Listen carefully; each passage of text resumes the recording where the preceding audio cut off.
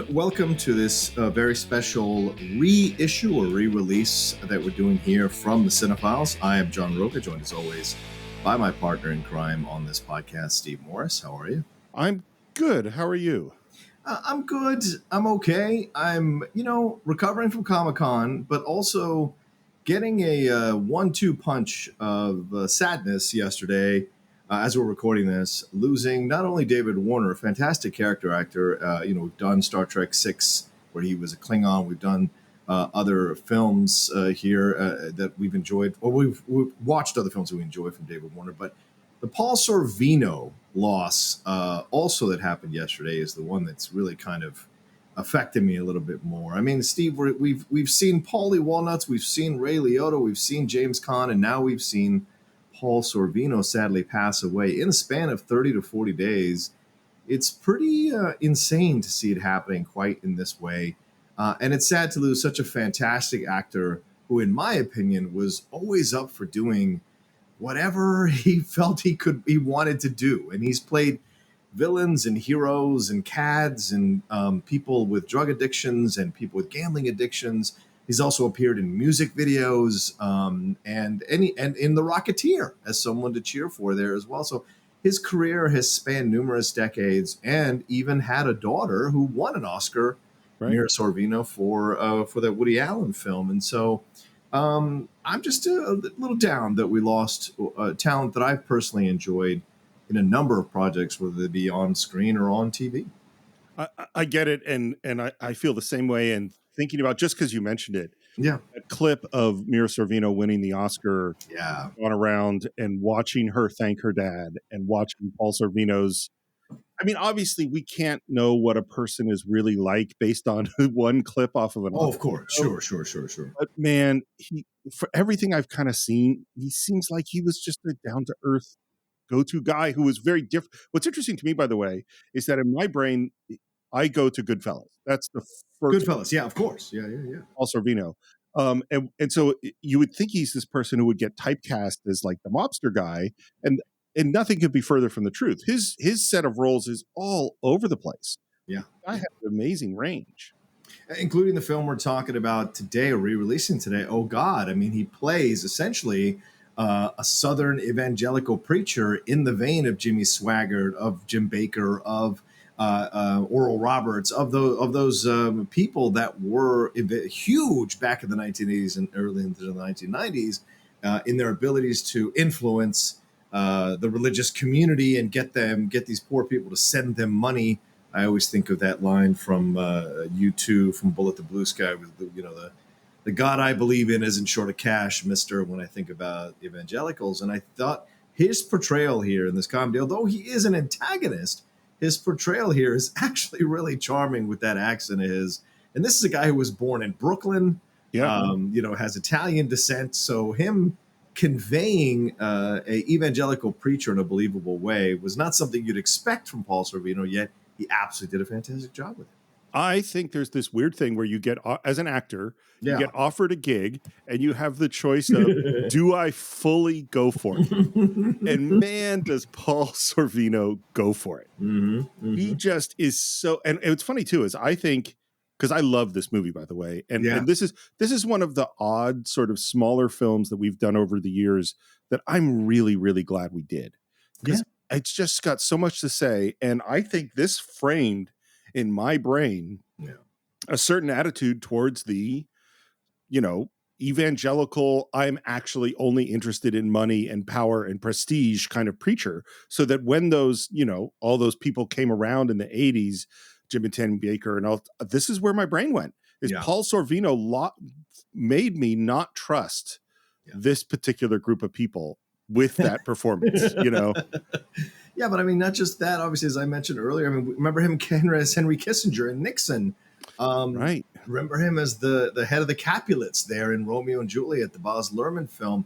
And then, I was watching some scenes from The Cooler last night, a film I haven't seen forever. Right. And he plays this entertainer who is addicted to heroin, and he delivers this great kind of mini monologue about a nature special, watching the pride of lions, watching the old lion getting beat up by the young lion because his time has passed and it's time for the young lion to run the pride. and realizing that that's his destiny now.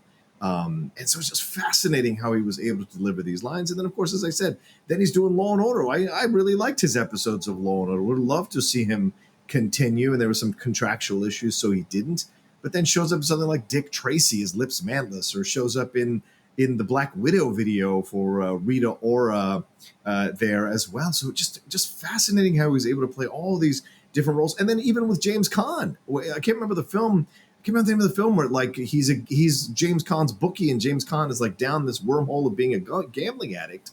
He's fantastic with James Caan in that film. So there's so many phenomenal roles, and he only did like 50 some films, but the roles he did were so memorable that whenever you heard the name, you were like, oh, cool. Or you saw him on screen, like, oh, he's in this, great. You knew you were in good hands with an actor like that.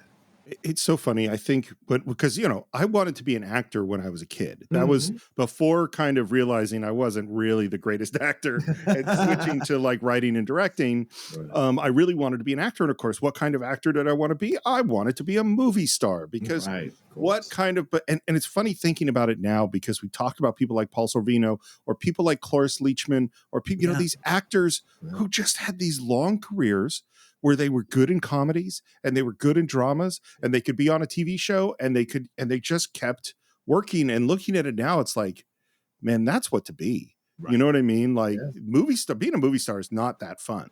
I mean, it's fun for parts of it. Yeah. But yeah, well, you can only stay on top for so long unless you're Tom Cruise, You're constantly trying to stay on top. That's the sad truth of it when you're a movie star, and you're always worried about your brand, worried about if you're making the right decisions. And in the end, is that going to be enough to push you over the line? You don't know. And so there's all of that it handles with movie star, which is why being a character actor, which is what Paul Sorvino essentially was, is the way to do it. And Steve, I want to swing back to the thing that you mentioned here earlier with Goodfellas. Let's talk about that role. I mean, we couldn't reissue Goodfellas because we'd already done that for Ray Liotta. So we thought we'd reissue Oh God in honor of Paul Sorvino here. But like, we'd be remiss not to dive into that role a little bit more. This is one of those rare roles that Paul Sorvino played where he was the boss. He was the head of that family. And I love that line when he, when Ray Liotta's talking the voiceover and talking, Paulie didn't move for anybody, that kind of thing, and when he moved with purpose.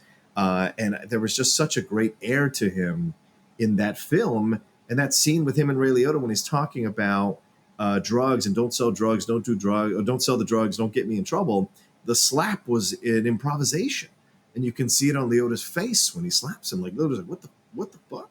So I mean, it's a great moment, but that's how deep in this role he was, and so I just think he deserves so much credit for an iconic role. Not just Ray Liotta and Joe Pesci and Robert De Niro, but him in this movie as well.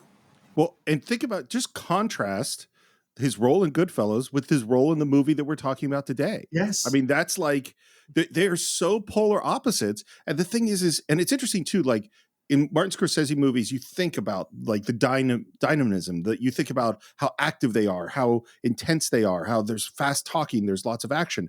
And you put Paul Sorvino in the middle of that, being so still and so quiet and holding so much power with his quietness and his stillness. Yeah.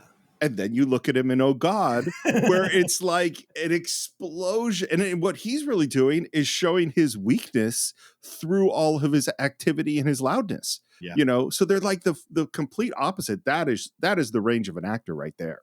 Yes, for sure. And the thing that I saw in some of the comments that I didn't know about is he would show up at Italian restaurants and sing opera at these restaurants. While he was there to eat, he also performed opera every once in a while. If there was a live piano player or live band there, he would get up and just perform opera. And so there were quite a number of stories of people in New York who would see him do that in his life and in his career, just heading on down there to do that. So, I mean, he's legitimately like an Italian guy. Like, this is an Italian guy with the heritage, with the everything that comes with that. And I think that's something that should be very much appreciated, as we see so many people kind of trying to figure out how to be part of everything. Here's a guy who was very much part of one thing himself, but was able to be so many different characters through his performances. Well, and you look at like what he looks like, the power he is, and what kind of person you think he is by watching like Goodfellas. And what it seems like he really was he was the artist. He was a Yeah. sculptor. He sang opera. He wrote. He was like living the life of the working artist in all sorts of different ways. That's really who he was. And of course, has Mira Sorvino as his daughter, who she says he taught her everything she knows about acting. Yeah. He seems like one of those people I would have loved to have met. Oh, absolutely. He seems like someone to sit down and talk and maybe have a big bowl of pasta with him and let him sing some opera.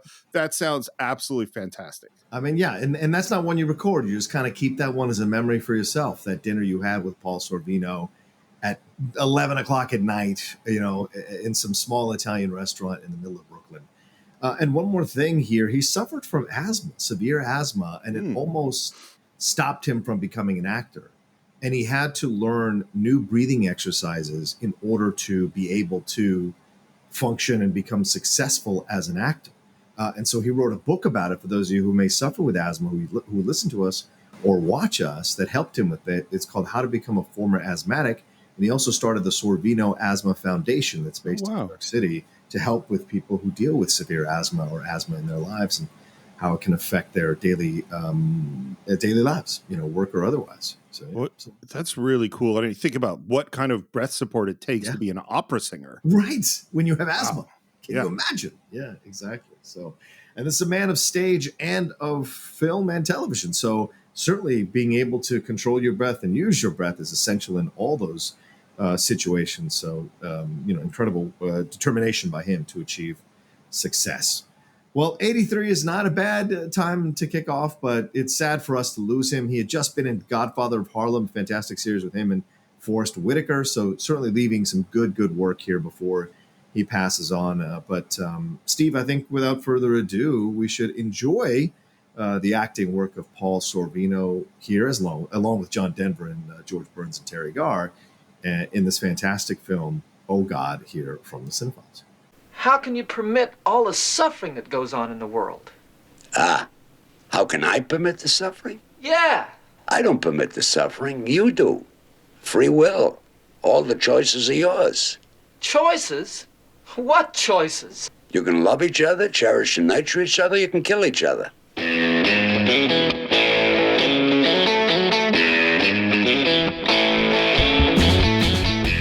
Hello and welcome once again to the Cine-Files, where each week we enter the world of a great film. We explore its themes, the history, the filmmaking, and the influence it has on us today. My name is Steve Morris. I'm a filmmaker and directing instructor in Los Angeles, California. Hello, everyone. My name is John Roca. I'm a voiceover artist and writer, producer, and host over at The Outlaw Nation. I was just thinking, every week I say I'm a filmmaker and directing instructor. Yeah. Not only have I not made a film in a while, I'm not currently a directing instructor. I've been laid off because of lack of enrollment because of the coronavirus. I did not know that, by the way. This is actually something I did not know before you just said it. I'm sorry. Yeah, so I'm not teaching in the summer session, and I get it. Like, who wants to go to film school when you can't actually make a film? Yeah. And so enrollment's like down in cut in half, and we'll see what happens in the fall. But at this moment, I have not made a film in a while, and I'm not a directing instructor. I'm writing a book and a podcaster. I guess that's what I am right now. Okay. And today, once again, we're here for the sad reason, although this one isn't that sad. Right. Because we lost the great Carl Reiner at the age of 98. It's not too bad. And it's not bad. I think he did real well. Yeah. And he has a very interesting life, and we want to do a little tribute to him. And we talked about what would be our favorite movie of his to do. I know, obviously, he did 4 films with Steve Martin, including The Jerk.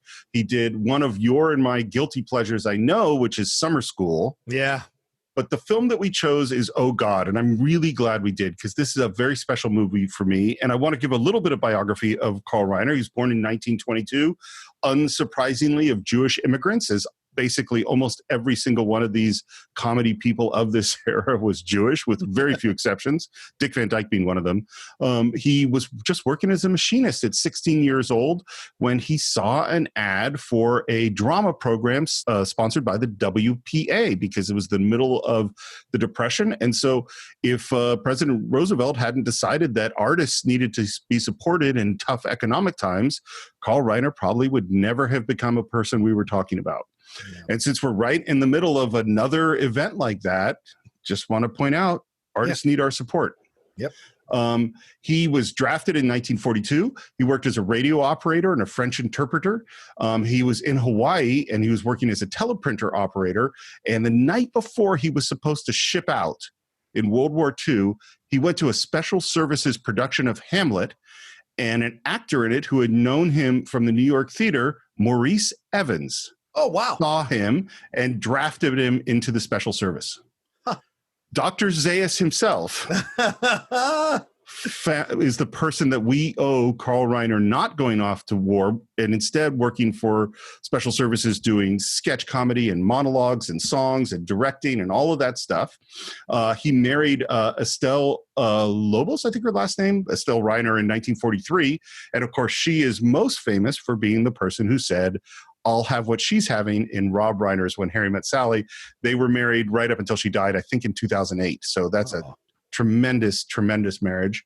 Yeah. After the war, he went into Broadway musicals. And in 1950, he was offered the job of straight man on your shows with Sid Caesar. And of course, this is something that's coming up over and over again on the Cine-Files. The greatest writing team of all time came up when we talked about Mel Brooks. It came up when we talked about Woody Allen, who was on this writing staff, as well as Mel Tolkien, Neil Simon, the playwright, his brother Sam Simon, and Larry Gelbart, who is the writer of the film today and also the person who created MASH for television, also the writer of Tootsie.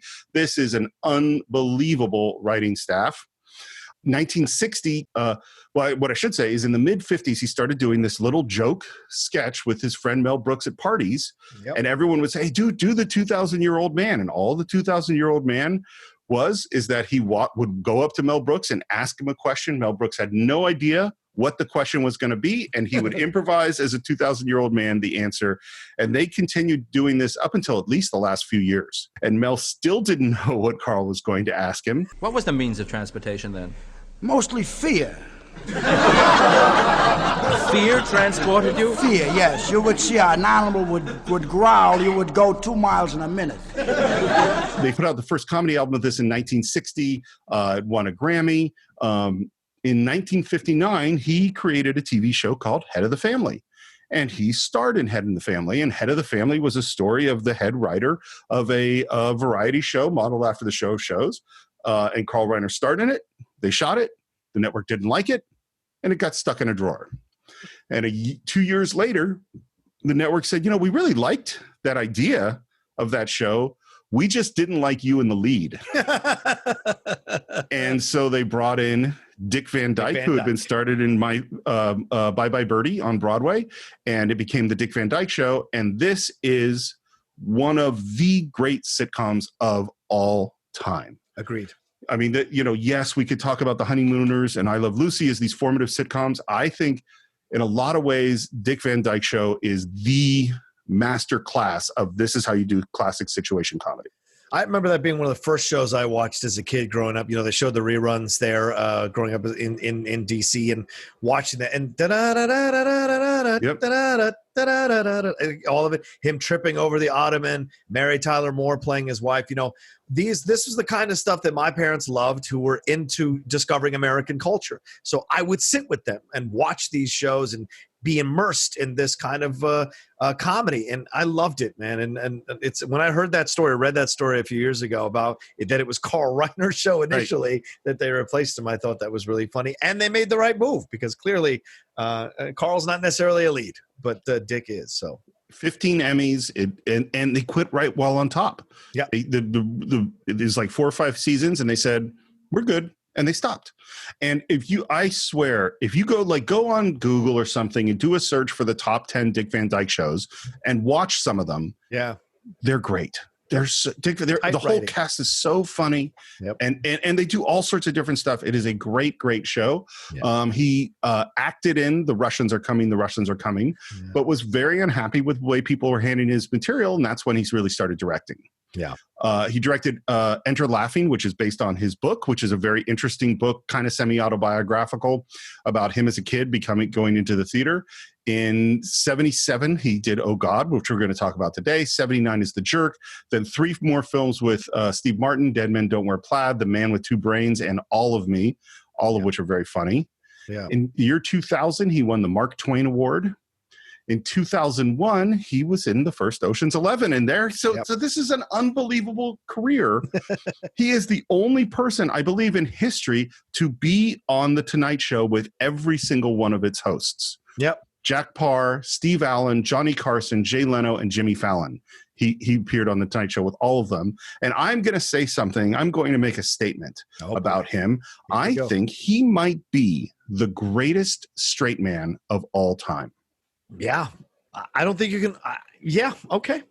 I mean, so you start with your shows, and that's his job, is to support one of the funniest people in the world, Sid Caesar. Then we have the 2,000-year-old man, where he is with one of the funniest people in the world, Mel Brooks. And then, in my opinion, kind of being the director is in a weird way being the straight man.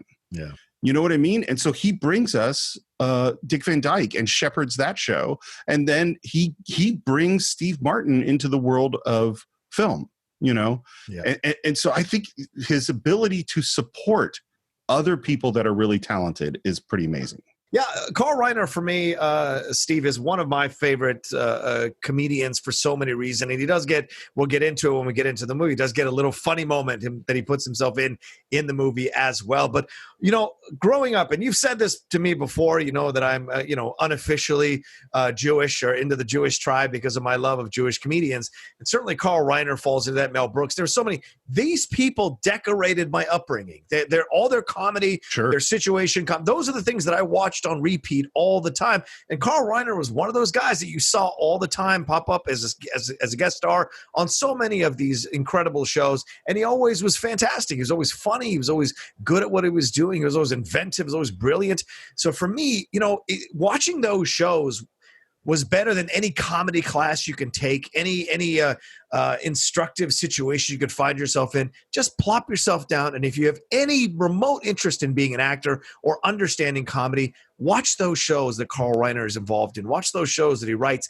Even when I did Laughter on the 23rd Floor, the Neil Simon play about your show of shows, I played the Russian writer. I played Val, and it was great to explore that text and then go back and find news articles, or at the infancy of the internet, look up, you know, stuff about your show of shows and the recollections that Sid Caesar had about his time on there. Mel Brooks, Carl Reiner, Woody Allen. So many people came out of there, like I said, Larry Gelber. So many people involved in it, and so it was great to see them. And then they would all pop up in 80s sitcoms as older comedic actors, as either the moms or the dads of the new generation of comedic actors that were popping up in sitcoms. So for me, they've always been a part of my life. And Carl Reiner was somebody who just always kept tabs on. And then, you know, like you said, Summer School, a bunch of his other films that I really enjoyed watching. I always loved his approach to comedy and his delicacy with which he approached comedy. He respected it and understood it, but also knew how to use it to get a point across subtly underneath the surface of everything that was happening, you know. And I always appreciated that with Carl Reiner. And of course, he spawns Rob Reiner, who decorates the 1980s and early 90s with some great movies that I still revere and we've talked about on the show before. So yeah, great stuff, man. Just a great legacy. If you're 98, you're gonna go. This is a good legacy to leave for the world, man. And one last thing, sorry, Steve, one last thing.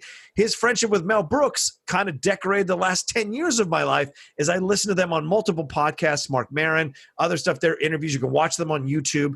And their friendship is such a thing to cherish. The fact that they would still go over every day to either Mel's house or Carl's house, sit down at 4 o'clock in the afternoon and watch shows, have their dinner, and hang out with each other every day. Who doesn't want to have a friendship like that in life that guides you through so many things, weathers all the storms, and is there for you until the end? Yeah. I'm picturing you and Shannon McClung in your 90s going to visit each other every day. Vogel will still be there somewhere. He'll probably own the place. He'll probably own the place that we're hanging out in. But yes. He has a lot of people to visit, though. He does. You're right. A little bit of pre-production. I didn't know this was based on a book. I had no idea. I thought it was all Larry Gelbart. It's based on a book by Avery Corman, who also wrote Kramer versus Kramer. Oh, wow. Okay. Yeah. And so the book was very short. So I found it on Audible. It was 4 hours long, which means listening to it at 2.5 times speed. It only took me like an hour and a half. It's terrible. Oh, okay. It's the perfect example of this is a movie where they bought the idea.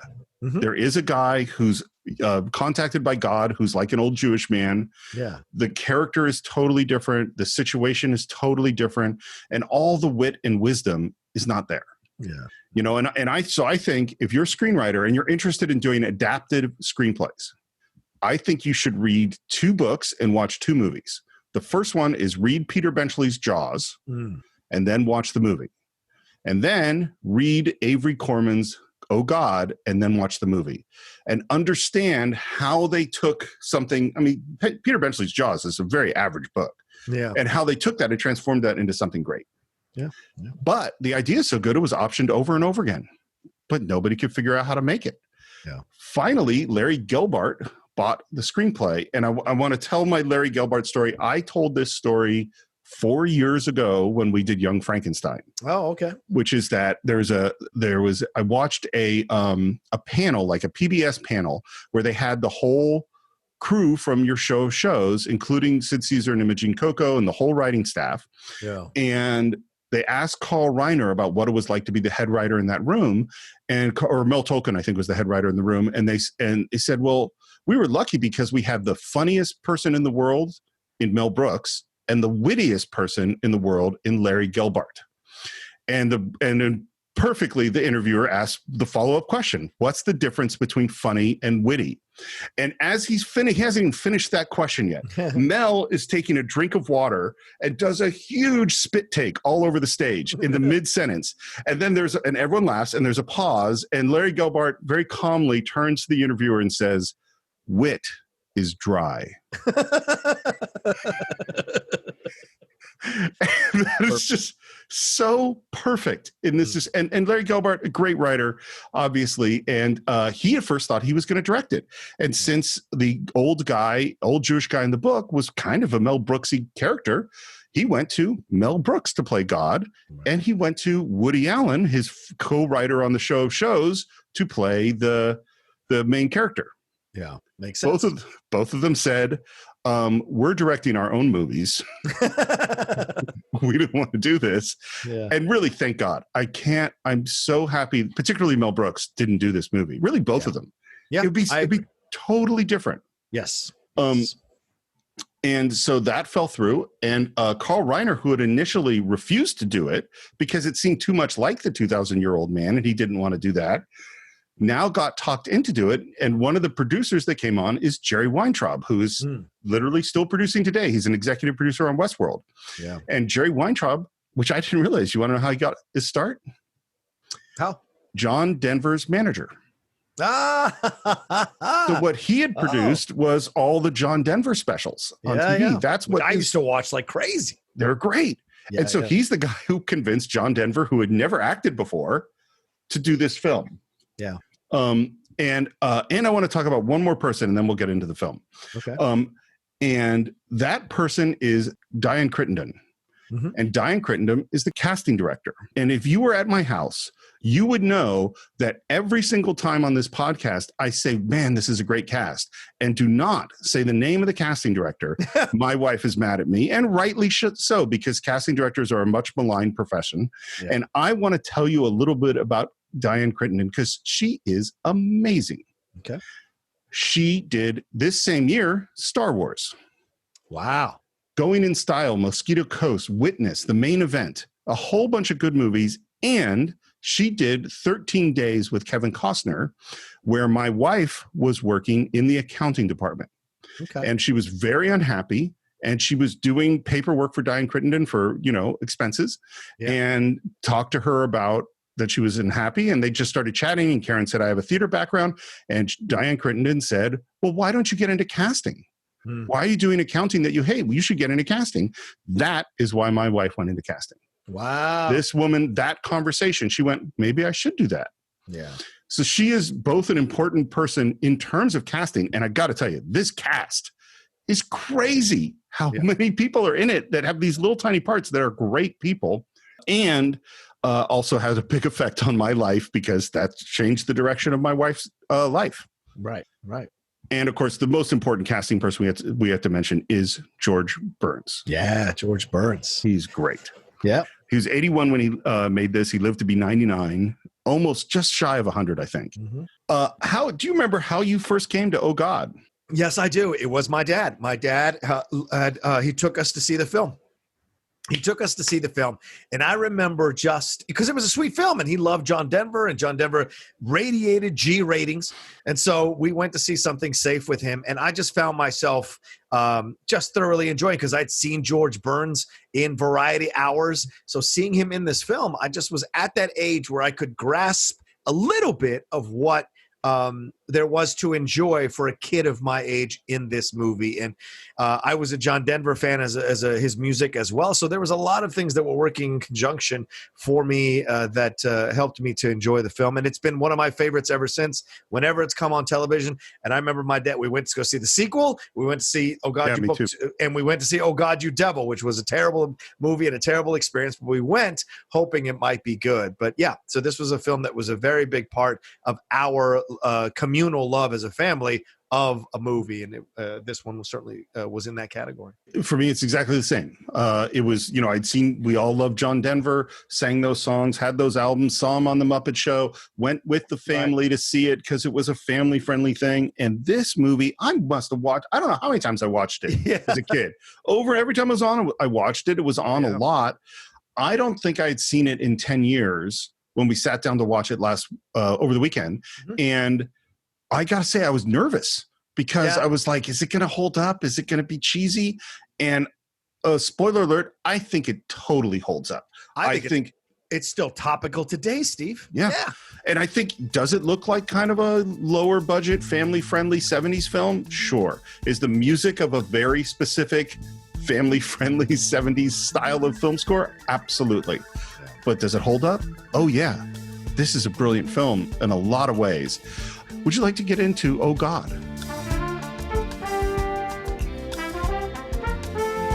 And the movie opens with that 70s music, and we are watching a montage of John Denver, the assistant manager of Food World, played its character is Jerry Landers. And this is crystal perfect Save the Cat. And what Save the Cat means is have your main character do something good so we're going to know they're a good person and like them. And he does like 5 or 6 things where you get who this guy is and that he's a really good guy. Yeah. The most interesting one, by the way, is he sees a woman shoplifting some meat. And when she goes to check out, he steps in and takes over the cash register. And we don't know exactly what he's going to do. Right. But we know he's going to handle it in a gentle way, whatever he does. Right. And he jumps into his AMC Pacer and drives home.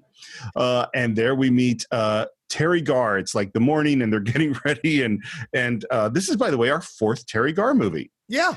And shout out to Terry Garr, Steve, who always seems to take these roles of being the frustrated wife of a guy who's, going through some weird shit, So like Close Encounters of the Third Kind and this movie, you could definitely see very similar situations that both of them are going through. What's crazy about that, and by the way, the other movies we did with her are Young Frankenstein and Black Stallion that she's in, where her parts are very different. But with Close Encounters, they're really close, and she shot them back to back. This is both 1977. She plays the wife of someone who's going through a crazy stuff, who's embarrassed and finds it really difficult. The difference is go watch those 2 performances because they're really different. Yes. Even though kind of she's playing the same beats. Yes, but she's nicer in Oh God than she is in Close Encounters of the Third Kind. She's more understanding and forgiving in Oh God than she is in Close Encounters of the Third Kind. So two different characters for sure. And she's, John Denver has some weird mirror thing so he can cut the back of his hair or something. And she's using like a breast exercise thing that there's a little joke on. That was actually Terry's device, and that was her idea to do that. I just want to point out something, and I'm going to hit it a couple of times. I listened to the commentary track. Commentary track had Carl Reiner, Larry Gelbart, and Terry Garr. Oh, that's great. It's okay. It's a good commentary track, not a great one. Okay. They make so many kind of old man comments about Terry Garr's appearance and how sexy she is throughout this thing. It was just, and you hear Terry going, oh, yeah. And you could just hear I'm still dealing with this. Yeah. Because in this moment and throughout, they're like, oh, look at your legs.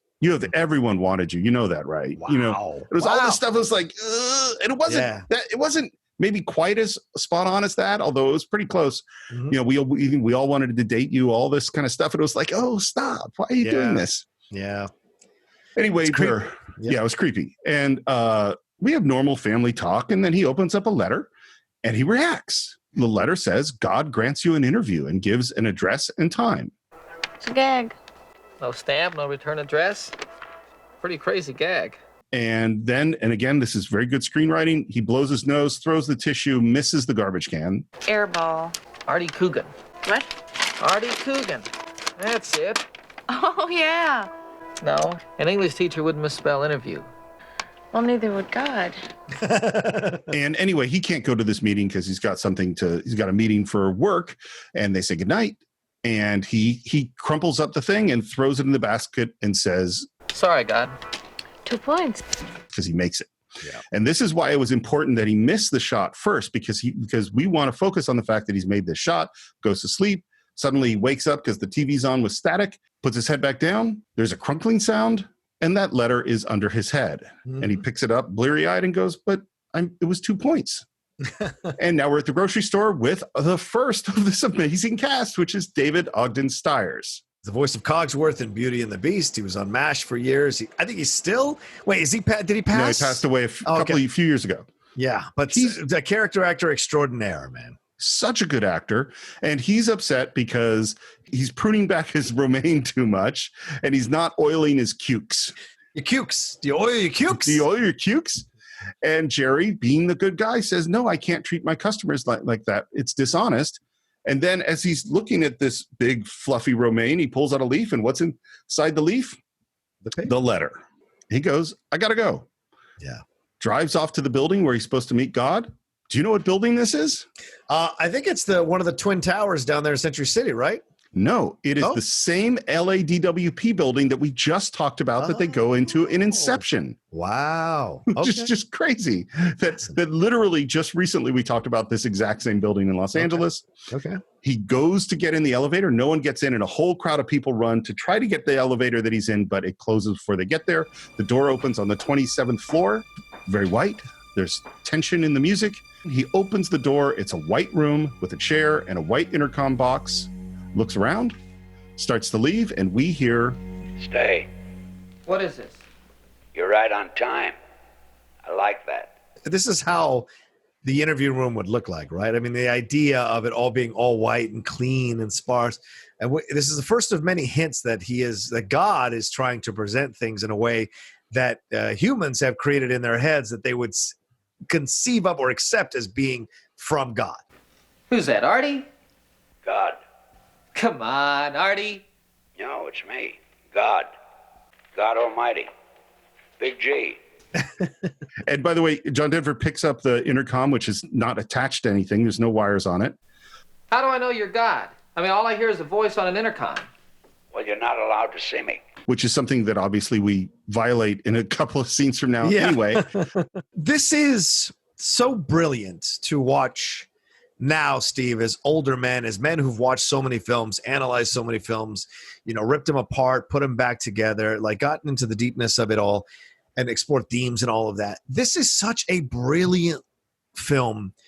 There are so many great, well-written scenes between George Burns and John Denver that can have more meaning than what you're just watching, right? In this situation, they've essentially taken the stories that we've read in the Bible and brought it into what was at the time modern times. Right. Moses, same thing. Questioning God, not believing that God would pick him. Why would you pick me? I can't even speak that well for public. All of this idea that God picks people who are not who you'd normally think would be their messengers, and there's a reason for it. Same thing here with Jerry. Jerry's not even a believer in God, in which we find out in a little bit. But this whole idea that every single person he picks is like doesn't believe that it's actually God talking to them, has to question it, and then has to see certain things in order to finally accept it. But it's that thing again of faith versus religion, right? Faith is believing there's a bridge there when you don't see one, right? Religion is telling everybody there's a bridge there, having them give you money, and then they go ahead before you do.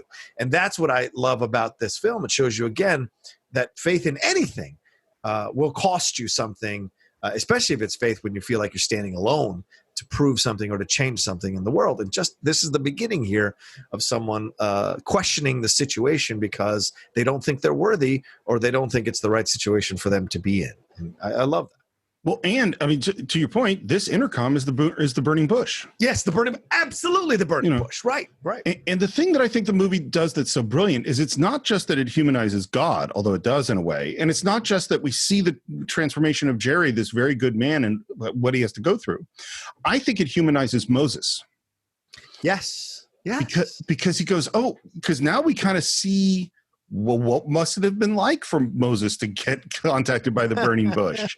And how did he feel? And why me? And all that stuff. And that's what he goes through. And there's a great moment where he's kind of saying, so you're really God. And he opens up the door expecting to see the wizard, behind the curtain or something.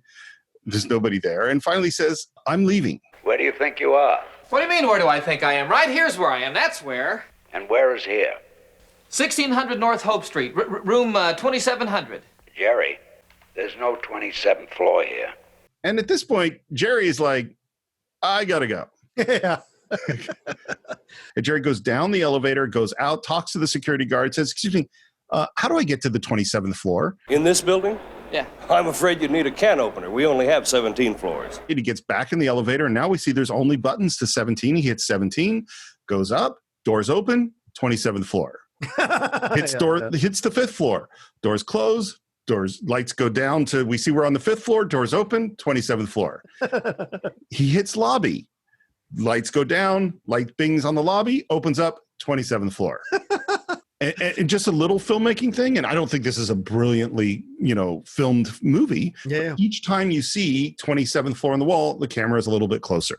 Yeah. And that's just a small touch. Mm-hmm. And now he's fully freaked. He walks down the hall, realizing he's trapped, goes in. Have a nice ride. In the book, Jerry gets the note. He says, I'll go to this meeting. So there's no thing with the pillow. There's no thing with the lettuce. This character is he's a cynical writer who's never had any success. Right. And he goes to the meeting. He goes down the elevator once. The guy says there's no 27th floor. He goes up and he goes, I guess this is God. He doesn't go up and down 3 times. There's no scene in the car. He doesn't need to be convinced. He goes, okay. Don't smoke. I don't. Good. Tobacco was one of my big mistakes. Mistakes? You try. Ostriches were a mistake. Silly-looking things. Avocados. Made the pit too big. Like I say, you try. This is brilliant. Creating a God that is admitting mistakes. What a novel concept. And it happens throughout the movie. And I think it's brilliant. I mean, just brilliant. Because everyone wants to revere God as omniscient, omnipotent, all this kind of stuff. But to humanize him, because he created us, why wouldn't he be capable of a mistake? I mean, the ostrich joke is funny as hell. But why wouldn't he be, capable of mistakes and just own up to them? Because he's God. Went to a lot of trouble to make it a comfortable interview. You misspelled it, What? Interview. Give me a break. A few things I got right. I put summer before winter, didn't I? I got some things right. So funny. And this is what we're going to hear throughout is the wit of Larry Gelbart. Masterfully said by George Burns. Just the timing and his voice. And the thing that George Burns does, he doesn't put any spin on it. Nope. He's just speaking honestly. Yeah. This is why casting Mel Brooks, who's hilarious, would be terrible. Because Mel Brooks would be trying to make it funny. Yeah. And it's like, no, he just says it. How come you've got just a voice, like everybody's? Empathy. I'm talking to you in a way you can accept. I'm relating. I don't like to brag, but if I appeared to you just as God, how I really am, what I really am, your mind couldn't grasp it. Which again is back to the burning bush. Yep. Also, one thing to think about, Steve, 1977, right? Superman is next year, 1978. Think about that. We're recovering from Vietnam as a country, right? We want to believe in things again, but we want to believe in them in a way that we can understand them. We can accept. How brilliant was it to have a God who is willing to admit mistakes, is willing to come on in a way that's very soft and understanding and, playful. It's so smart because the God who's going to go and tell you what to do and how dare you question me and I'm omniscient. That's not the God you'd want coming out of Vietnam, because everyone was questioning people in authority all throughout the 70s. So the last thing you want is a God that's domineering and pushing and making you forcing you to be his voice on earth. So I love the way this is all played out. I think that's such a good point. And I hadn't thought about it until you just said it, but because 77 is Star Wars, is that we might say that 77 is like the beginning of the end of the 70s. Yeah, great point. Because this isn't like an 80s movie in a lot of ways. Yes, it is. And it's such a warm, fuzzy movie compared to where we've just been with Godfather and Network and all these like heavy films. And now we're sort of in we can actually feel kind of good. Yeah. And this is where Jerry says what you said before is, I'm not religious. This is a mistake. I'm not one of your believers. That's why I showed up. Too many non-believers. But I read in an article that religion is on the upswing. Religion is easy. I'm talking about faith. You're going to help me change that.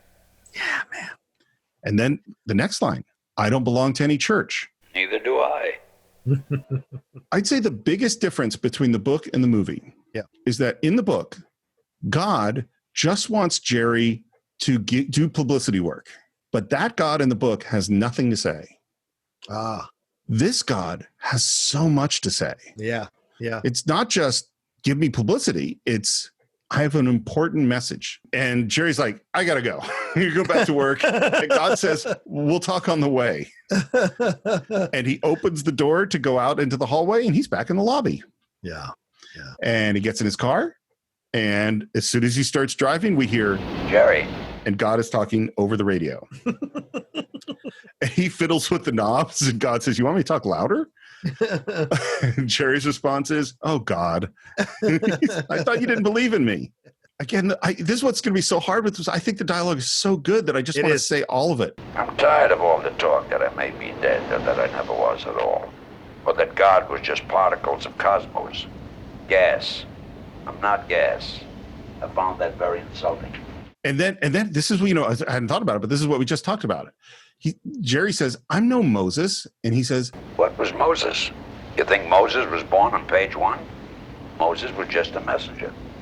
My messenger. And as he's talking to God, a motorcycle pulls up next to him, and he gets embarrassed because he's sitting there talking to God with the window open. And then, oh God, seamlessly goes into a disc jockey. And now an oldie but a goodie, Jerry Gray and String of Pearls.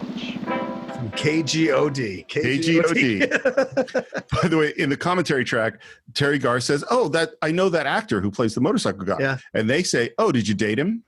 Oh, Jesus. It's just like that. It's just little things like that. I was like, and this is, they're a different generation. Yeah. It's like Mad Men sort of comments. I can't take this job. I don't believe. I know. But even non-believers want what they've got down here to work. Well, have you read the papers lately? It ain't working. That's why I came. To tell everybody I set the world up so it can work. Only it's up to you.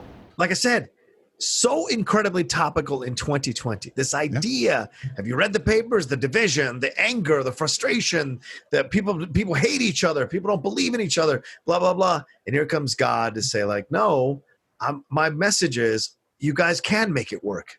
You got to love more and hate less. You got to stop fighting each other and get along. And that's message could still be going, it's still powerful today, this idea. I mean, how many people do you think if God actually appeared or sent a messenger that really spoke to him and was out there saying, hey, we got to stop fighting each other. We got to love more. We got to understand each other better. We got to create equality, create supportive systems for everybody.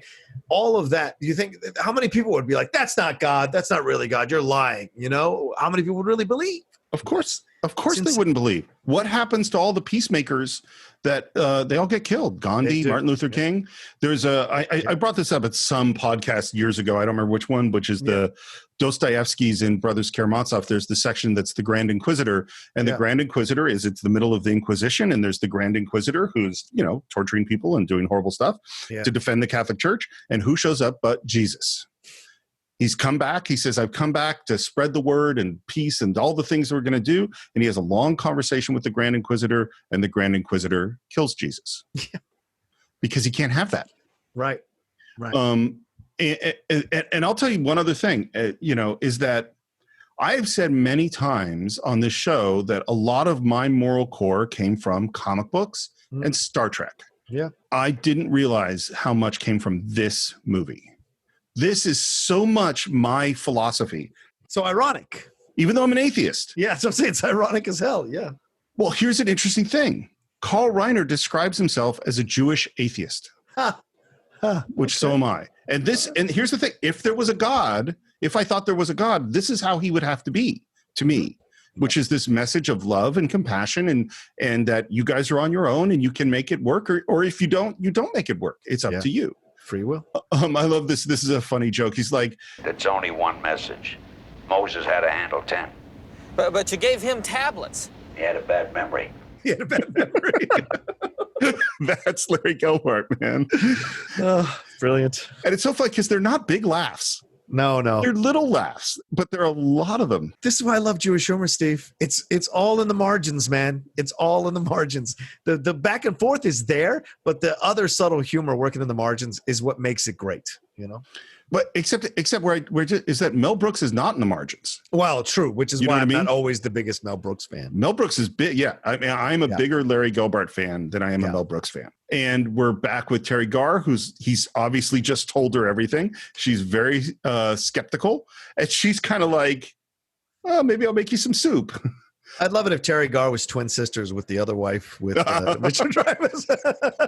Well, didn't she leave Richard Dreyfuss to go visit her sister? Oh, my God. Oh, my God. We've created a connection. Sorry to go Scott Vance, but we've created a connection between Oh God and Close Encounters of the Third Kind. It is in the same universe. And speaking of which, she's kind of going, hey, let's go to San Francisco and visit your sister. And he's like, you don't want me to visit my sister. You want me to visit my sister's husband, who's a psychiatrist. Jerry, do you remember when Artie Coogan set up that hidden microphone and he broadcast those filthy limericks through the television set? It was not Artie. I know all of Artie's voices, and Artie is not capable of adding 10 stories to a building that doesn't have them, and he cannot talk back and forth through a car radio that's been busted for 2 months. Now, whoever the hell this guy is, he's very smart, and I'm going to listen to him. And she says, and you think he's God. Well, he thinks he's God.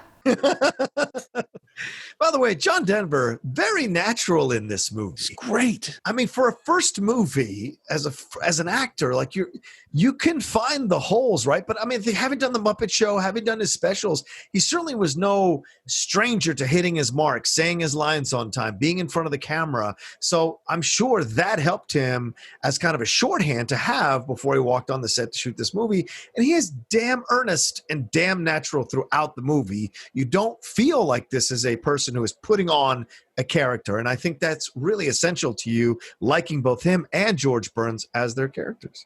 He's like a perfect everyman. Yes, absolutely. He's so, and it's the opposite because there are musicians and athletes and people who become actors. Yes, but they rarely have this just totally natural quality. Yeah, he's just an ordinary guy. I thought you believed in him. And her line is so brilliant. I do. I believe in God. I just don't believe that he exists. Wow.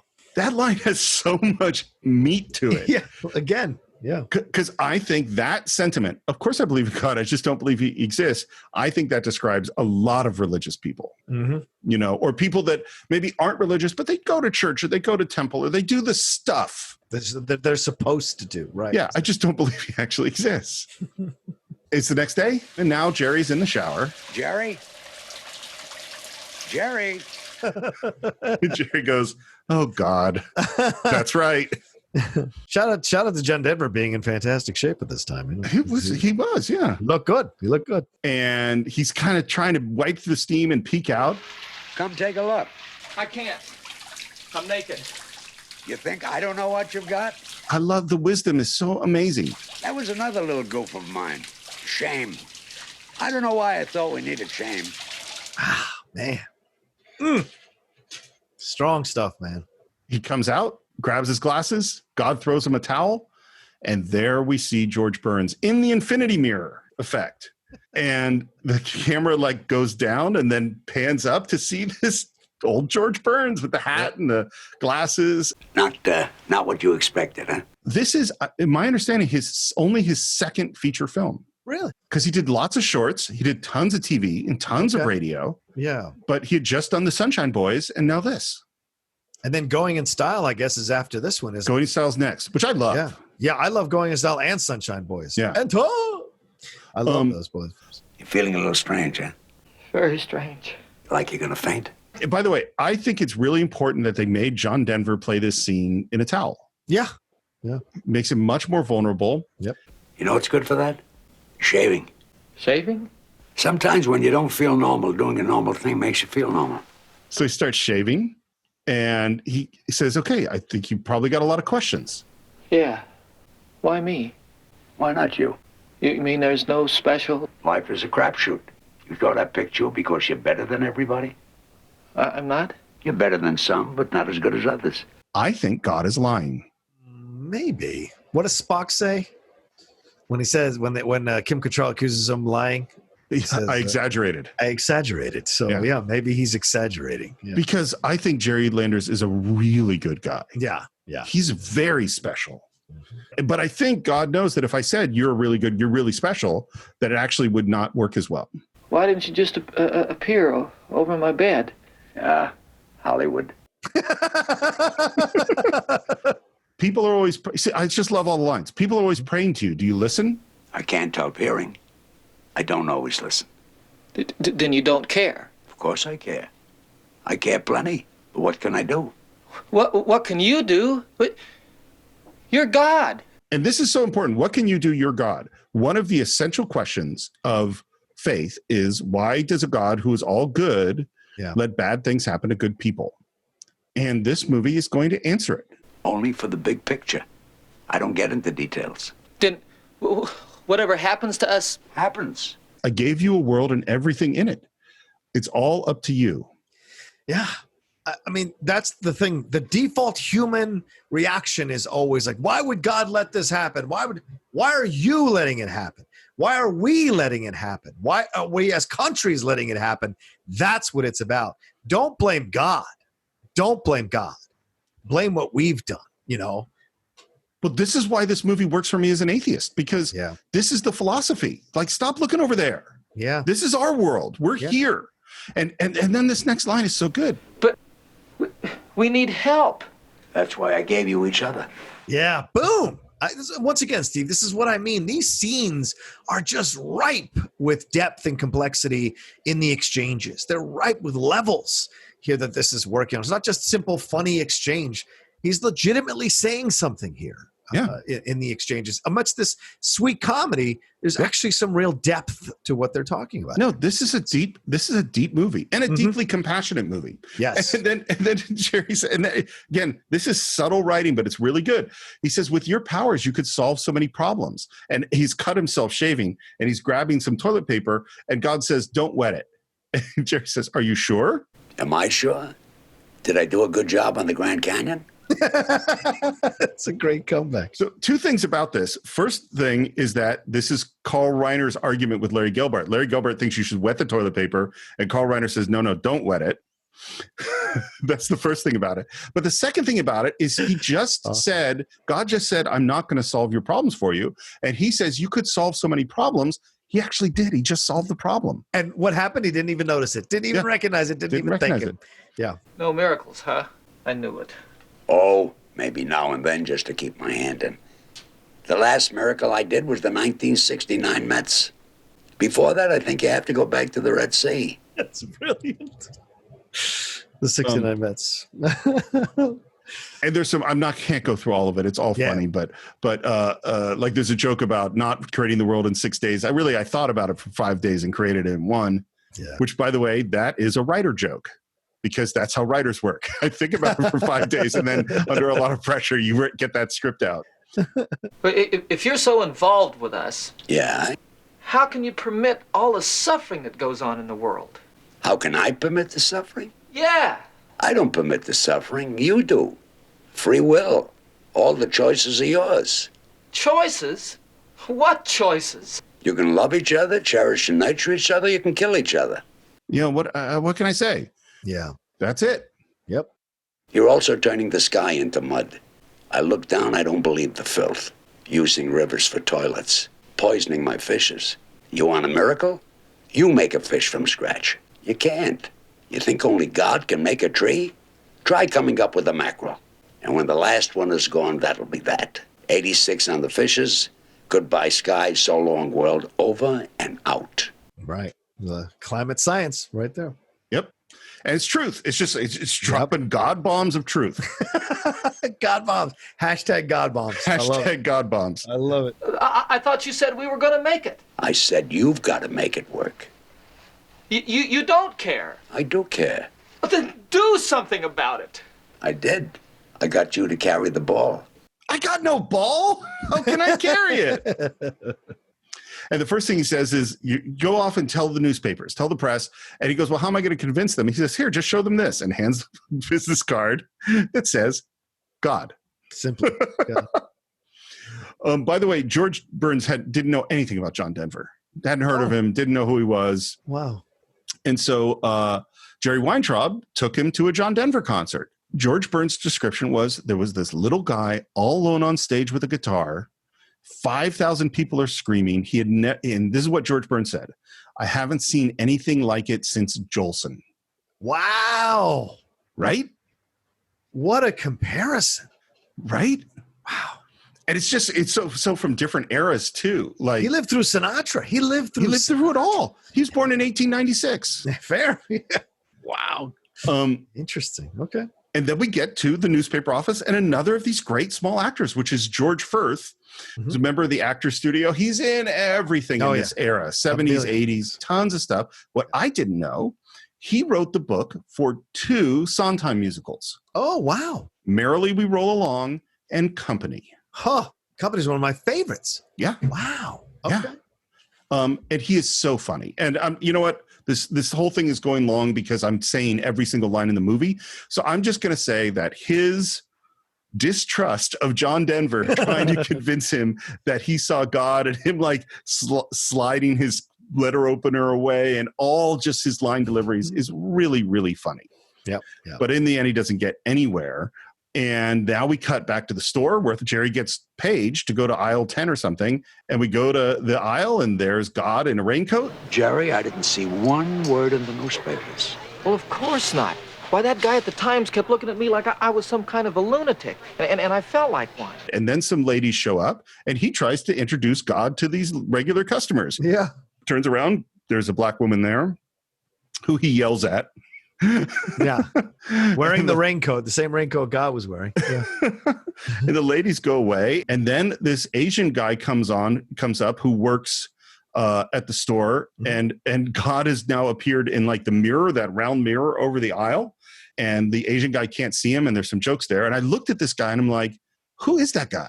Mm-hmm. His name, he's uncredited in the movie. His name is Clyde Kuatsu. Mm-hmm. He is one of those actors who was in MASH over and over again. Yep. And Larry had hired him a whole bunch and brought him in for this. He's a really good actor. Yep. He's got one line. Yeah. Yeah. Does a great job with that one line. Yeah. It's so fun, and there were certain shows. He was on Quincy. He was on MASH a ton. Certain shows that worked over. And it's so sad, these generations of actors who are really good. Yeah. Who couldn't get work. Now we get into the car, and there's God with him in the car. I see you know a lot of things, and you've been making a lot of things happen, but none of it seems... Godlike? Yeah, godlike. And what to you would be godlike? Change the weather. Ah, special effects, huh? Brilliant. And he offers up earthquakes and hurricanes. He's like, no, I don't want anyone hurt. Just like a small shower. One small shower. You got it. And then it starts to rain inside the car. Yep.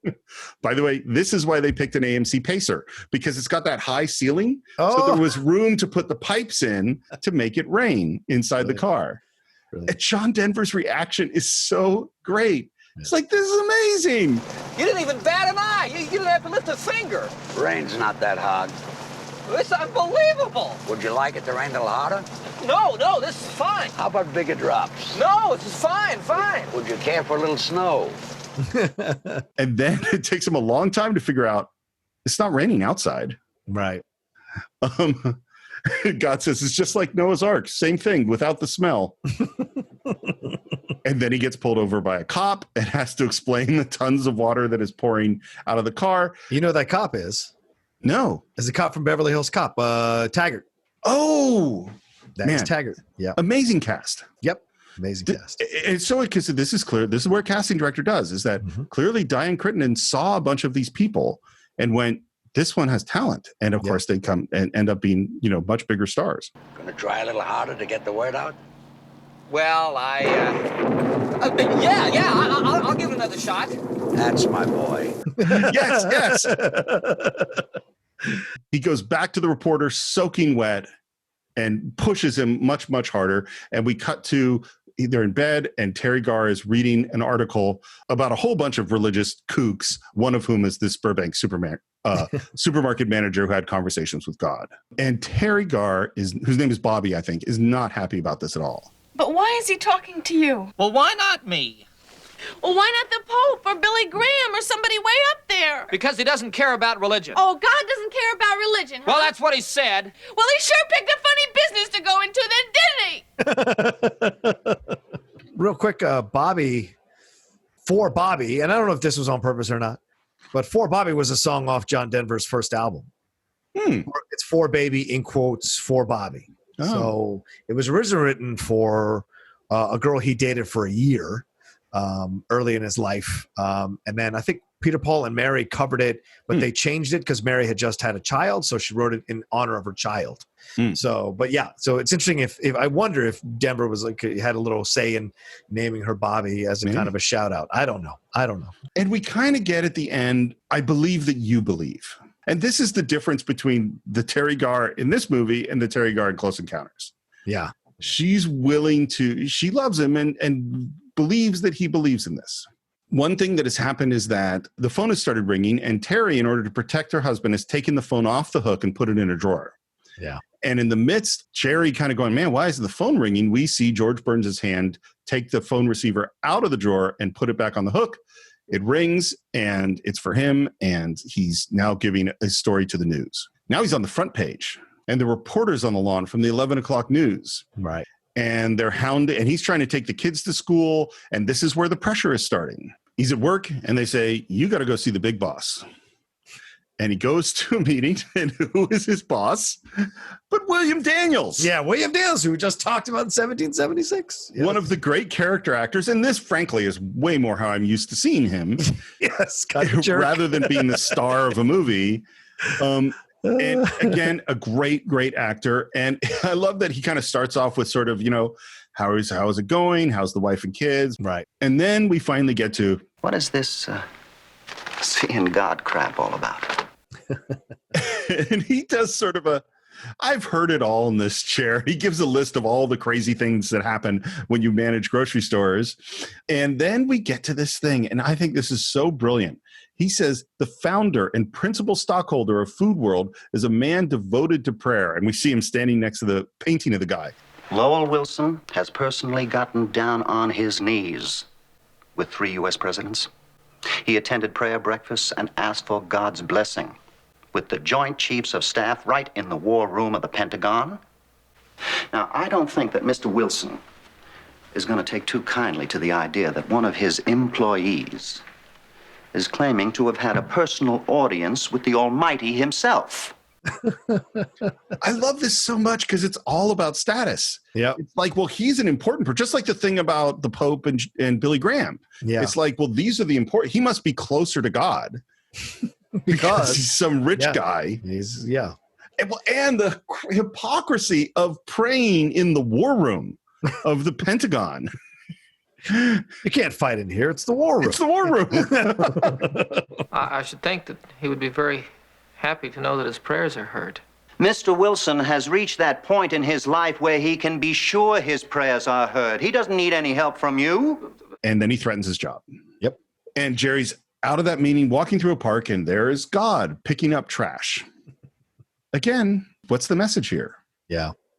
All these not social, obviously all these messages about taking care of the planet, taking care of ourselves all throughout this movie.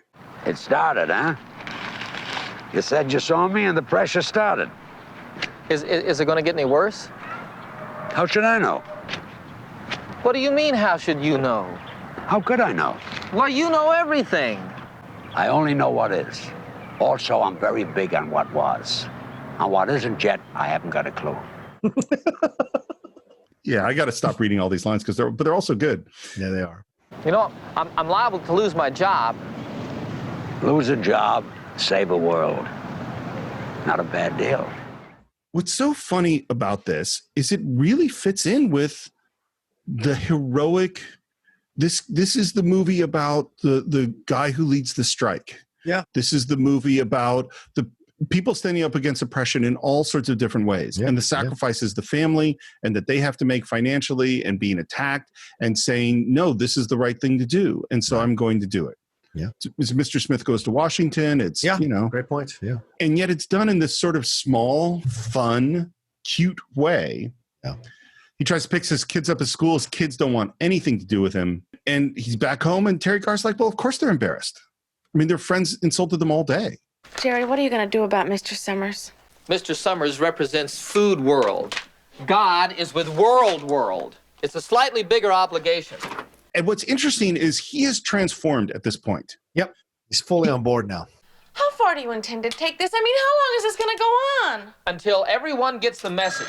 Until I can convince people of this miracle. I mean, that's what it is, you know. It's a miracle. Nothing less. And I've got to reach the greatest number of people possible and tell them about it. It's for you. Producer of the Dinah Shore Show. Do you remember watching the Dinah Shore Show? Oh, of course. Yeah. My mom me loved too. that show. You kidding? Yeah. She's a great interviewer. Oh, yeah. But Very she- relaxed. Relaxed. Subtle. Yeah. And we cut to the Dinah Shore Show, and who is her guest? Carl Reiner. And he is, you can tell he's done a lot of interviews. Oh, yeah. He's very funny. The picture of the Dorian Gray moment is just brilliant. Just absolutely funny stuff, man. What's so funny about that is I can totally see Dick Van Dyke in the Dick Van Dyke Show doing and what I can see is that Carl Reiner did the physical face thing for Dick Van Dyke. That's what he's imitating when he did that stuff. Yep. And Jerry is in the green room, and it's time for him to come on. And I love the way there's a great filmic choice, which is just as he goes on the stage, we cut to his house, him coming through the door and says, "Am I on?" And we cut to him and his family watching the show. Yeah. Yeah. Here's why this is a brilliant screenwriting and directing choice. What we would normally think is we'd see him do the show, and then we would later see the family reacting to the show, and that takes twice as much time. Right. So this way, we get to see the show and the reaction at the same time, and the scene becomes way more interesting because we get to see the family reacting then. Also, you throw in that exchange where the production assistant tells him it'll be a week later when it screens. Oh, right. So it's been a week since he's been on the show. Yeah. And there's some very cute jokes, including, him saying that God is watching, and Dinah Shore's like, he's watching us? Oh. And then they say, hey, there's an experiment we have, and do you want to participate? We've got a police department sketch artist, and he can draw from your description. And he goes, okay. And he goes and sits down, and there's a very slow description. And what's so great about it is as he describes God, all the reactions to, well, he's like 5'7", wearing a baseball cap, thin lips, he wears glasses. God wears glasses?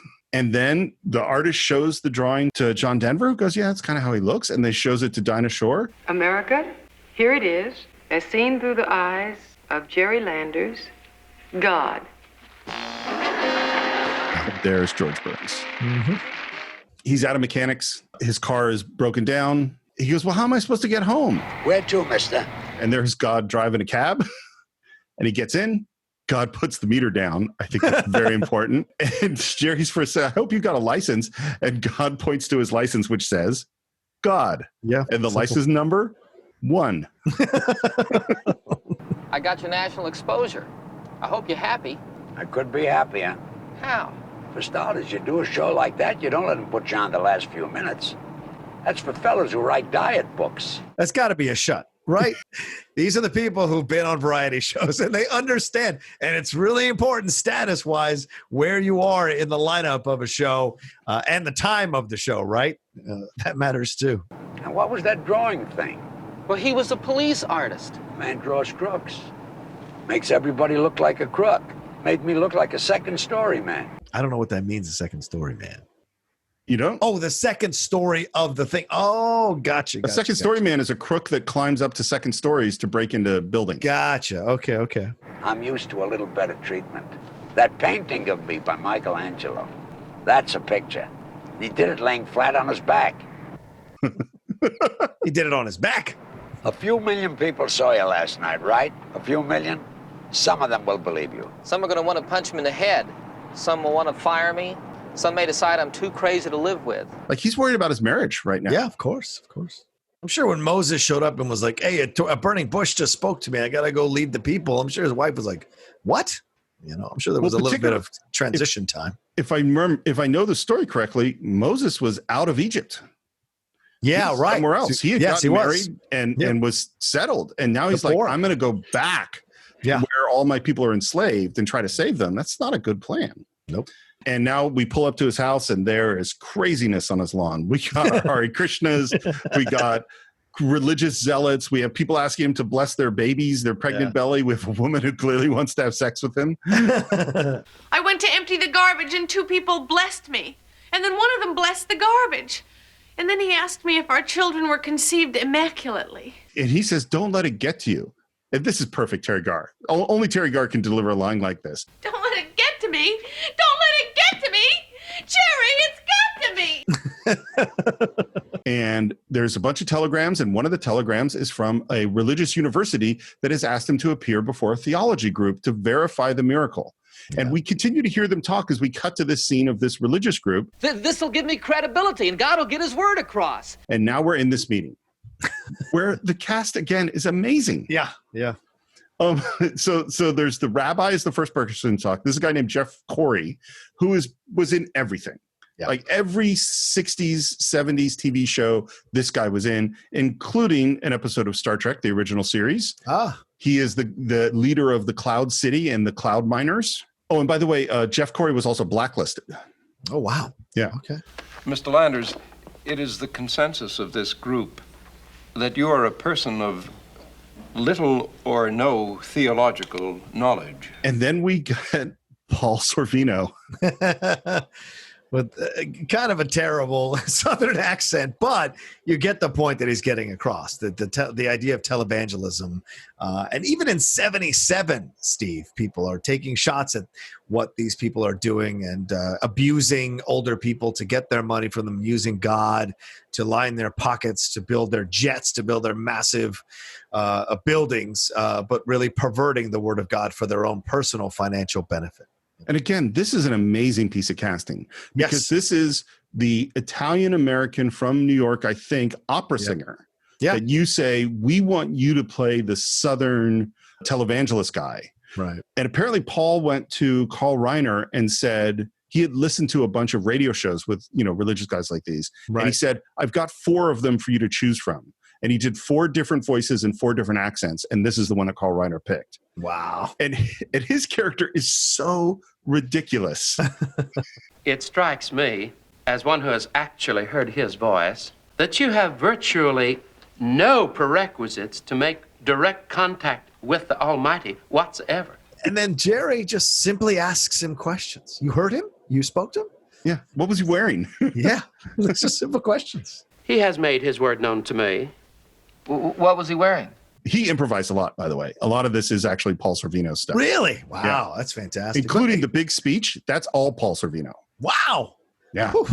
Because he stands, but he gets upset. He gets upset. He gets mad. Yeah. What did the Pharisees do? The Pharisees got mad when Jesus showed up, right? The Pharisees were upset because they're the ones cloaked in their money and their, adulation. They're the ones that God should be talking to, not a simple person like you, a non-believer. Well, remember, he's supposed to talk to the Pope or Billy Graham. Or we have the big boss who's like, he's dealt with presidents of the United States. That's who God. Why would God appear to you? Right, exactly. It would be blasphemy to suggest that we could describe the Creator in human terms. Why? Why, if he created us, why wouldn't he appear to us as one of us? And man, he loses it. Yeah, he does. Who are you to tell? Don't you And he brings it under control. Don't you, young man, try to teach this assemblage the role of the deity. And sitting next to him at the table is Donald Pleasance. Yeah, so random, Donald Pleasance in this small role. He literally has one line in the whole movie. Yeah. It has good billing. And the reason is there was a 7-page scene with him and Jerry that they cut. Oh, damn. And Carl said that it didn't work. It was not necessary, didn't advance the story. And that it is the one time that he did not personally call an actor to tell them they had been cut out of a movie because he was so embarrassed because he had asked Donald Pleasance to do this role. And they never spoke again. Oh shit! It's just and Carl Carl Reiner is one of those really nice directors that everybody loves, and it sounds like he just felt terrible from this the whole time. And I love, by the way, Paul Sorvino, who goes around to talk about the eminence of this panel that they have put together, and he says, Rabbi Silverstone, my good and great friend, brother in the work of the Lord, with whom we have broke bread many times, is a pillar of the American Jew community. And all the little looks that go around. Yeah, because they know how much of a sham artist this guy is. They have to put up with him. Yeah. But the rabbi takes that beat before he turns to Jerry and speaks to him. I love it. And then he says, we have every religious persuasion, and I personally have been chosen to render the benediction at this year's Super Bowl. The Super Bowl. That means I matter. Because again, for him, it's about status. Everything's about status. Right. Literally, it says in the Bible that it's not about status. But people grab this thing and they assume it's about status. It's mind-blowing to me. I think we can point out hypocrisy anywhere in all sorts of realms, but the hypocrisy in religion is really stunning. It's astounding. Yes. Yeah. I agree. Which is why, of course, the Terry Garr saying he picked the wrong business to get into, and God saying, I'm not in the religion business. Right. Mr. Landers, we really find insufficient documentation to support your claim. Which puts the score at God 7, you zip. And what we find out is that they've created a set of questions to ask God, and they're ones that he couldn't possibly answer with his because he doesn't have the knowledge, and that they're going to lock him in a hotel room and he can't leave, he can't see his wife, he can't do anything until he answers these questions. That is the test. Yeah. And we're in the hotel room. He's looking at the paper. It's not in English. He calls out, God, hoping the guy would show up. He turns on the radio. No good. There's a knock on the door. He opens it. It is the room service guy bringing him some room service. This guy has also been in tons of stuff. Yeah. Did you see what room he's in? No. 2700. Perfect. And he closes the door, and immediately there's another knock, and there's George Burns. They forgot the ketchup. $11 for a steak? Who would have thought? With me, cows are an afterthought. Just to give new mothers a little rest,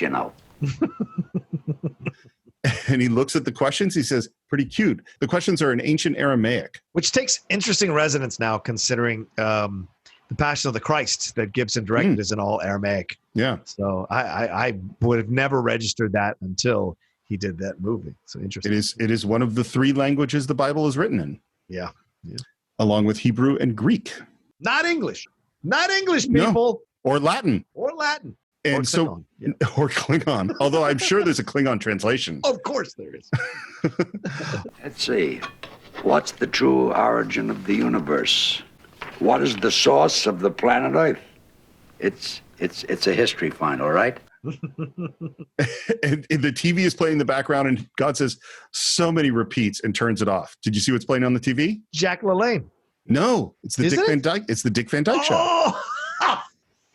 What a great in joke. Now we get this section of answering questions. And this is where, so I probably said this on the Cine-Files before, but frequently with my students, if someone says like, oh, I'm going to write an evil scientist, or I'm going to write a great political speech, or I'm going to write a religious figure, or I'm going to write a really wise thing. And then they usually frequently fall short. And what I tell them is like, look, when you determine to do something like that, you actually have to be capable of delivering a great political speech. Right. You have to come up with an interesting plan to take over the world. You have to come up with a way to rob the bank or to murder someone or whatever smart thing that you want to do. Yeah. Well, now you have to deliver on it. So this scene of the questions is in the book, but they never go into the answers. The answers are the hard part. So now we've said we're going to ask God deep, important, profound questions. Well, it's up to Larry Gelbart to give us deep, profound answers. Yeah. He so delivers. Yeah, I agree. Did man fall from grace in the Garden of Eden? I made Adam 17. Eve was 15, 16 tops. I figured then 16, 17 was middle age, you know. Now I realize that they were kids, babies. Young people can't fall from my grace. They're my best things. Put that down. Boom. That's great. Yeah. And again, this is my philosophy, is that kids are kids. Yeah. You know, and we see, you know, they're not born hating. They're not born doing all these things. That's all stuff we do to them later on. Yeah. Kids are my best things. Yeah. By the way, Carl always shot George Burns with 2 cameras because he was concerned this is an old guy that he wouldn't get his lines. Right. George Burns never missed a line. I don't know, never. He was spot on. George Burns was also a 5 martini a day guy, smoked cigars all day, and apparently frequently was up nights partying, flirting with all the women, just came in every day and nailed it. And part of this is like, this guy is 70 plus years in the business. Some guys are just built to do it, man. Yeah. Sinatra the same way. Sinatra survived on 4 to 5 hours of sleep every night. That's it. Yeah. I mean, he was, you know, had his own radio show, his own TV show. George Burns, by the way, have you ever watched the Burns and Allen TV show? Oh, hell yeah, man. So good. Again. Yeah, yeah. And what the thing that he invented, he and Jack Benny did similar kinds of things, is that George Burns would come out and talk to the audience and then walk into scenes in his life and then describe what was happening. And so it's this total breaking the fourth wall thing in his TV shows, which later you see in like, This Is Gary Shandling's show and a bunch of other shows. Next question. Which religion is closest to divine truth? He says, the divine truth is not in a building or a book or a story. The heart is the temple in which all truth resides. Boom. Yeah. Is Jesus Christ the Son of God? And there's pause. And he walks and he turns. And after the pause, in a real silence, he says, Jesus was my son. And there's a reaction in a moment of like, oh, wow, God just he picked the religion. And then he says, Buddha was my son. Muhammad, Moses, you, the man who said there was no room in the inn was my son. And so is the one who charges $11 for steak in this one. Let's mush on. It's a brilliant response, man. That is so much what I think about religion. So I'm an atheist, but I've thought a lot about God and if there is a God. And if there is a God, I am 100% convinced that it cannot be that one religion is the truth. It doesn't make sense to me. I agree. Yeah, I agree. Because it doesn't make sense for these people to one part believe passionately in this thing and another group believe just as passionately in this thing, and that one of them is 100% wrong and one of them is 100% right. Multiple people can make great steaks. Multiple studios can make great movies, right? So multiple religions can still respect and revere God. And so it's just like, it's all your version of it and what works for you and your culture. Well, and I have a whole theory, which maybe we'll do a short on this sometime. But I have a whole theory. You know, we talk a lot. Well, you can't disprove the existence of God, which is true. I have a whole theory about how I can actually prove that what most of the people believe in is not true, and I can prove it. Okay. And I also think what's interesting about this thing, and again, maybe this will be a short, is that it actually is really about how powerful and beneficial faith is. Yeah. Even as a person who has none. Is that, and so maybe we'll talk about it another time. Well, you don't have religious faith, but you have faith. You have faith in people. You have faith in yourself. Yes. You have faith in things. Yeah. Sure. So not religious faith. Yeah. Again, this is like we literally we could talk an hour on this. Oh yeah. And I don't want to do it now. But I think part of my philosophy came from that sentence. Jesus was my son. Buddha was my son. Muhammad, Moses. Yeah. Is that, of course, we're all, if there's a God, of course, we're all God's children. And if he's a loving God, of course, he loves all of us. Yeah. And then we ask, what is the meaning of man's existence? First, he says, life is like a glass of tea. No, I better not go for laughs. Again, just to point it out again, George Burns is so straight, just says the truth. Yeah. He's not trying to put anything on any of this. But seriously, put down that man. And women persons. Their existence means exactly and precisely. Not more, not one tiny bit less. Just what they think it means and what I think doesn't count at all. Amazing. An amazing statement from God. Which is why I'm glad I didn't watch the commentary. Great writing, Larry Gelbart. Stop making creepy comments about Terry Garr. You just put this great moment in, and then you're like, here you are doing exactly. Yeah. It was more, I think it was slightly more Carl Reiner, but not much. Okay. All right. Yeah. Either way, if there's even one, it's too much. I mean, we've had this conversation a million times. Yeah. People are affected by the world they grew up in, and that's where they were. So on some levels, Larry Gelbart, I mean, like if you look at early, actually, I should say this. So early MASH, which is all Larry Gelbart, is so sexist. Mm-hmm. I mean, and what's so interesting to me is, lips, Hawkeye is not just towards hot lips. Every single nurse Hawkeye is constantly coming onto. It is constant sexual harassment at the workplace. And what's so interesting is Alan Alda and Hawkeye are liberal icons. Yeah. And true sex symbols of that era. And yet it is just terrible, the stuff that he does. Yeah. And what's interesting is like comparing it in a weird way to Mad Men is that Don Draper, total sexist, does horrible things. And yet that character is a sex symbol, and John Hamm's certainly a sex symbol. Yeah. And what's interesting about Mad Men is a thing made recently that is pointing out, look how horrible this is. Right. MASH is just doing it. I'm curious to see as we move forward if that changes. More women are speaking out. We had Kay on, and I guess we haven't dropped the episode yet, but in Major League, Kay says like, when it's weird, the world I grew up in as a woman, and the things I was told or made to believe about women and how they had to be around men. Yep. And like now I'm seeing that was never the truth. And I hope this new generation of women growing up never have to, look at it that way again. And so I'm curious to see what the new sex symbols, what the new man is that does become this, kind of thing that people revere or love amongst women and men, and what that might look like. I think John Hamm was the last of them. I do. We'll see. We've certainly seen so much stuff. I'm sure you read lots of the same stuff that I do of people telling their stories of this happened to me or in writer's room or this happened to me in this situation. And there were all these people sitting around who didn't say anything. Yeah. And that'll be the interesting one. Is it instant sort of, hey, that's not cool. You can't say that. Or do we let it slide? Because I listened to Terry Garr's voice, and they weren't being horrible. But they were being like, they were objectifying her throughout this thing. Well, and it must be terrible too, because you're like, I want to be taken as seriously as you take yourselves, as you take each other, and you keep denigrating me. I don't talk about your dicks. I don't talk about your asses. I don't talk about your balls. I don't talk about anything physical about you guys. Give me the same respect. I created a character. I spoke your words truthfully through a whole film to help the film do well and be accepted as a good film. So do me the favor of respecting me as an artist and not ogling me as a woman. Well, and what I could hear in her voice, and of course I'm just making this up, I don't know that this is what she was feeling, but what I felt like I was hearing was, I'm still dealing with this. Yes, of course. This is a woman who has MS, as if she needs to deal with this fucking shit more. This was probably recorded 20 years ago. So. Oh, okay. Yeah. Well, hopefully, yeah. Right. Still, now we get our last question. Why did you appear at this time? And God's like, well, you already said it. He's like, well, maybe they want to hear it in your words. I want to say to everyone that everything around them that they can see and smell and feel and hear, they should delight in all this.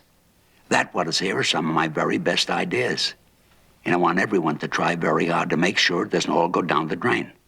Yeah, the words stand for themselves for me. Can you remember exactly what you said? I mean, it was perfect. God just gives him a look and starts writing in John Denver's handwriting. Yep. And, okay, we got it all. It's like, should I call the panel? It's like, never mind the panel. Deliver the papers to Reverend Williams, which is Paul Sorvino.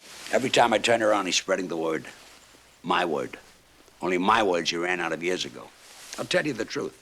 The reason I put everybody here naked, I wasn't trying to be cute. I just didn't want to create clothes. With clothes, there's right away pockets. With pockets, you got to put something in them, right? Materialism. Yeah, just a straight dig at materialism, and particularly materialism within religion. And he says, you take these answers and give them to Reverend Big Mouth, and you say that God says he's a phony. And also tell him if he wants to get rich, fine. Tell him to sell earth shoes. But personally tell him I'd like him to shut up. I like when he said that. But personally tell him I'd like him to shut up. Straight up.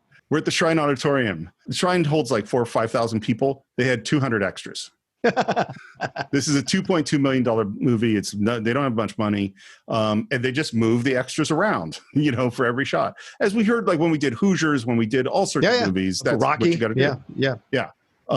His speech is mostly, as I said, created by him. It's really funny. I will play a little bit of it. Love. Let's talk about love. What is it? You can love your brother, can't you? You can love your wife or your husband. You can love your new dress. You can love my new car. And he gets the crowd going, and then he gets to this word. He says, what I am talking about is the kind of love that calls for a sacrifice. Are you willing to make a sacrifice to show God how much you love him? Yes! And then the collection plates go around. And the money starts pouring out. And it's still going on. I do not understand it. Like the idea that you give a ton of money to prove that you love God to a person who's going to fly around in a plane in a private jet and drive a Rolls Royce. That is crazy to me. Yeah. Well, we're a capitalist society. We equate worth with materialism. That's the shame. Yeah, I get. I mean, we do. No, you're right. No, you're right. I just don't get the connection between I'm going to give my money to this other person, not to do good, although maybe they do some. I'm sure some of them do some good at some point. But so they can get rich, right? But they make it sound like you're giving money to God. God doesn't need the money. Right. Yeah. And he asked people to come up, and we see people coming up with crutches and people coming up to shake his hand. And that's when Jerry comes up, who's watched this whole thing in distress. Yeah. And he comes up, and Paul Sorvino sees him and says, "One moment. Would you repeat what you just said to me?" God sent me to you. God sent him to me. And he hands over the answers, which, by the way, we never see those answers again. Yeah. And I really want all that panel to read the answers, that he gave to all these questions in Aramaic. But that never comes up again, which is kind of a bummer. Yes, he's unhappy that you're getting rich this way, and that he'd like you to stop pretending that you're spreading his word. And Jerry tries to take the mic. And as soon as Reverend Williams realizes what he's doing, he's trying to get rid of him and get the mic back. And you see the panic in his face. Yeah. And I think this struggle is really, really well done. Yeah, I agree. He's like frantic. He becomes frantic. Well, that's what he said. You're afraid. This poor boy is ill. Get him out of here. And they struggle. It's a scary, scary moment. And then we cut to court. Slander, Your Honor. Slander surely cruel and foul. And again, this is sort of like Mr. Smith. This is like Miracle on 34th Street. We're going to meet John Doe, too. Remember, John Doe tries to expose the corruption, and they drag him away and turn him into a crazy person. And we see the judge, who is Bernard Hughes. Again, a fantastic actor you've seen in all sorts of stuff. And who is the lawyer but Ralph Bellamy? That's right. Another great actor. It's just like the cast is ridiculous how good it is. Oh, and by the way, Ralph Bellamy is also a president of the Screen Actors Guild. So he and William Daniels, and again, we have a movie with two presidents of the Screen Actors Guild. And Ralph said he didn't want to do it. He was retired. He didn't want to act. He didn't want to do the job. And Carl Reiner said, even though 5 years later is Trading Places. It's Trading Places. And Carl Reiner goes to him, you want to know what the pitch was? He says, don't think of it as a job. Think of it as a time where you can sit all afternoon in a trailer with George Burns. And Bellamy goes, all right. Yeah, because, he's been around doing it the same time George Burns was. Yeah. Well, and who wouldn't want to sit in a trailer with drinking martinis and smoking cigars with George Burns? Absolutely. Not only is Willie Williams' organization nonprofit, he personally pays over 6 figures in income tax every year. So that sentence is amazing because he's like going, look, he works for charity. He's a nonprofit. And he, by the way, pays over $100,000 in income tax every year, which means that he's making some ungodly amount of money. Right. And just a little small touches. What does Paul Sorvino do at that moment? He covers up all his gold rings. Yep. And hides them. That's the guilt, the shame. This is why he created Shane. Yeah, this is why he created Shane. A man whom the President of the United States once called God's own quarterback. And now it's Jerry's turn. And the judge says, look, you really should get a lawyer. You shouldn't defend yourself. It's not good. You don't want to be alone for this. And Jerry says, I won't be alone. And Terry Garr's there, and her looks of, oh my God. I mean, like, it's so interesting, the Close Encounters contrast, because she doesn't believe this. No. But she's standing by him in the courtroom. Yep. She knows this is going to be terrible, but she's going to be here. She loves him. Because she loves him. I just can't believe that God would set me up to get me into all of this trouble. I have to believe that he had a reason, and I have to believe that he'll bail me out. You know what that is? Faith. Faith. Yep. That's faith. Yep. We see Donald Pleasance at the trial. And the absolute being, the all-powerful, all-knowing, all-merciful, infinite spirit, the supreme soul, the King of kings and Lord of lords, the infinite, everlasting, eternal being, last came to you how? As a busboy. And the whole courtroom laughs, including the actor, the extra sitting behind Terry Garr, which is Carl Gottlieb. Yeah. The writer for Jaws, who also appears in The Jerk in 2 years because he's a buddy of Carl Reiner. Do you remember who he plays in The Jerk? No, I've only seen The Jerk once. Not one of my favorites. So what does he play? Iron Balls McGinty.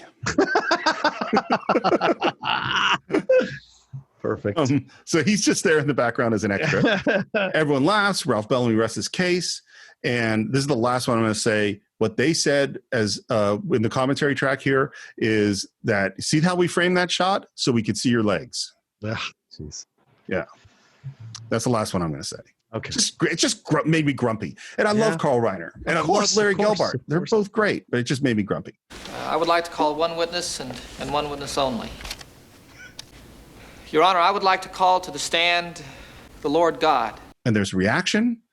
Ralph Bellamy objects, and the judge is upset. And Jerry says, when I asked God to take the stand, wasn't there a trace of expectation in your mind? Wasn't there hesitation in this room? It was the possibility that God does exist. In that moment, Your Honor, when no one in this room knew what was going to happen next, in that flash of an instant lies the benefit of the doubt that you must give me to know that my story is true and that I spoke exactly as God asked me. I don't think that's a terribly good argument. I think it's the only good argument he has. Yeah. The only argument it has. What I do think is, man, John Denver's a really good actor. Yep. Because he doesn't make a great speech. Mm-hmm. He's still the assistant manager who's a really good man, and he's doing the best he can. And he does a really passionate speech. It's an earnest speech. Earnest. Yeah. That's the word. It's earnest. Mr. Landers, I cautioned you earlier that proper legal representation would be helpful. I must now warn you that in addition to the plaintiff's charges, I'm seriously considering citing you with contempt. Now, you're getting deeper and deeper into trouble with this court, Mr. Landers. Excuse me, Your Honor. And there is God. Yep. He says, I'll take it from here. I love that. I'll take it from here. I love it. And the judge says, may I ask who you are? And he says, you better swear me in. You'll never believe it. And he walks up. We hear his squeaky shoes as he walks. We see the court reporter put a tape recorder up and hit record on it. I don't know why he wasn't recording this before. And the clerk says, you swear to tell the truth, the whole truth, and nothing but the truth, so help you God. And God says, so help me. So help you. If it pleases the court, and even if it doesn't please the court, I'm God, Your Honor. And Ralph Bellamy stands up. I'd like permission to question this witness. Sit down, Sonny. I've answered enough questions. Why is it so hard for you to believe it? Is my physical existence any more improbable than your own? It's a great line. Yeah, absolutely. You know? Like I said, these are great lines about God. Just great. And then he goes into a thing which is maybe one of the few things I don't like, which is he talks about the film The Exorcist. And the reason, and it's good, but it's like it sets the movie so much in a time. It's like a pop culture reference. And what his point is you guys could all believe that a devil would take over a little girl, but you have trouble believing me. All she had to do was wet the rug and throw up some pea soup, and everyone believed. I work in my own way. I don't get inside little children. They got enough to do just being themselves. Him saying they have enough to do just being themselves is a little droplet of wisdom. Yep. We're not putting a lot on it. It's a little thing where you can go back and think about it.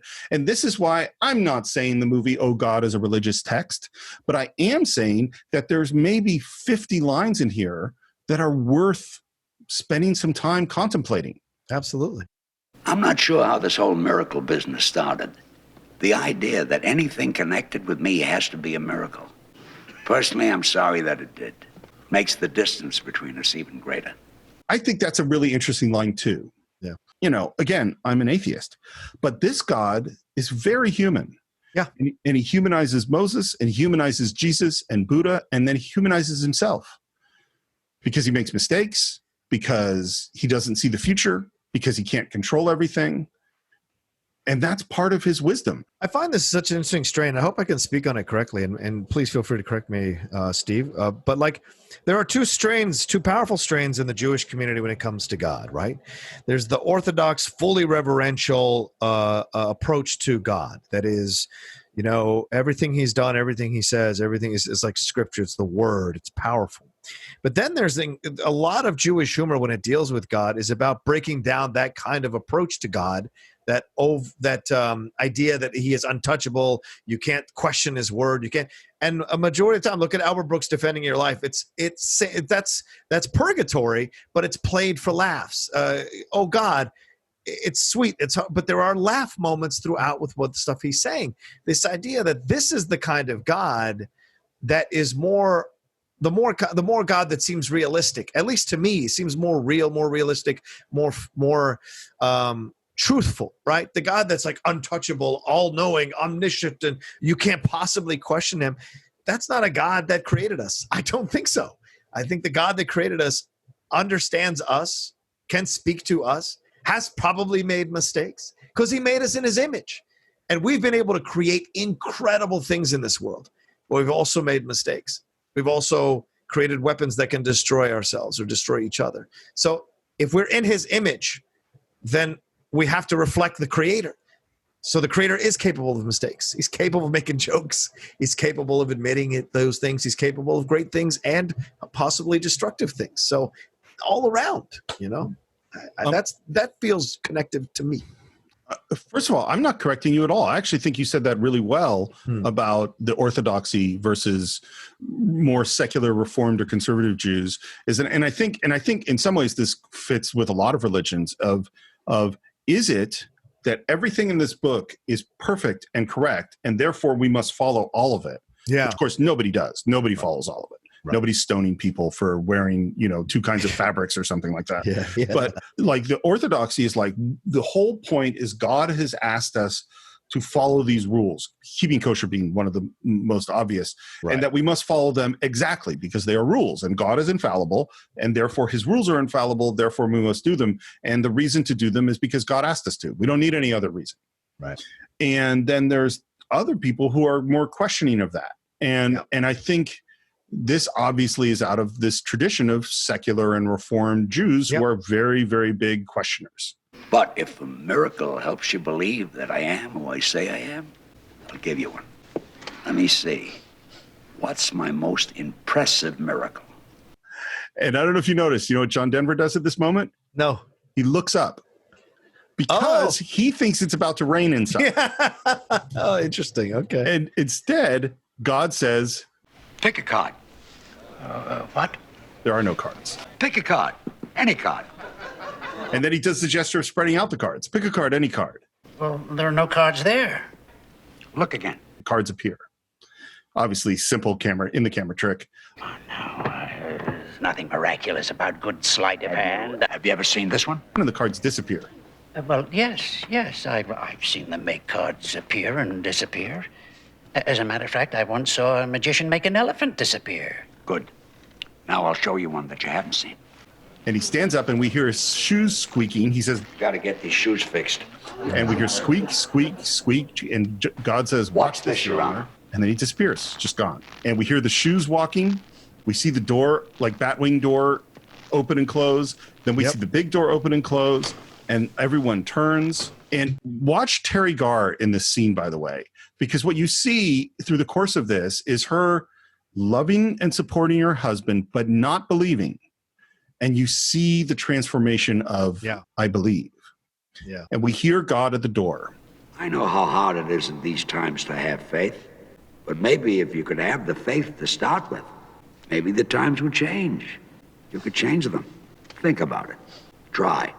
And try not to hurt each other. There's been enough of that. And it really gets in the way. I'm a god of very few words, and Jerry's already given you mine. However hopeless, helpless, mixed up and scary it all gets, it can work. If you find it hard to believe in me, maybe it would help you to know that I believe in you. That is the line of the film for me. I actually stopped the film and kind of broke down a little bit and cried a little bit hearing that. Because things have been so crazy in this world, man. Things have been so crazy and I've contributed to it online. Some of my comments or tweets or some of the vitriol I've spit out at people that I've found to be intolerant or mean or cruel. And then you hear that, and because it taps into to why I believe in God, why I believe in Him, not religion, but faith in Him, and it. And what He says there was so powerful. If you can't believe in me, maybe it'll help you to know that I believe in you. And that's like, fuck, man. So even now talking about it, I get emotional because it's just like we do such a terrible job of tearing ourselves to pieces privately in our own minds, putting ourselves down, hurting ourselves, devaluing ourselves, questioning ourselves and questioning everything we do and questioning our worth. And if we believed in ourselves the way we envision or believe or hope that God believes in us, think how much better all our lives would be. Think how much happier we'd be. Think how much of the mental health stuff we'd be able to avoid, as people, as human beings.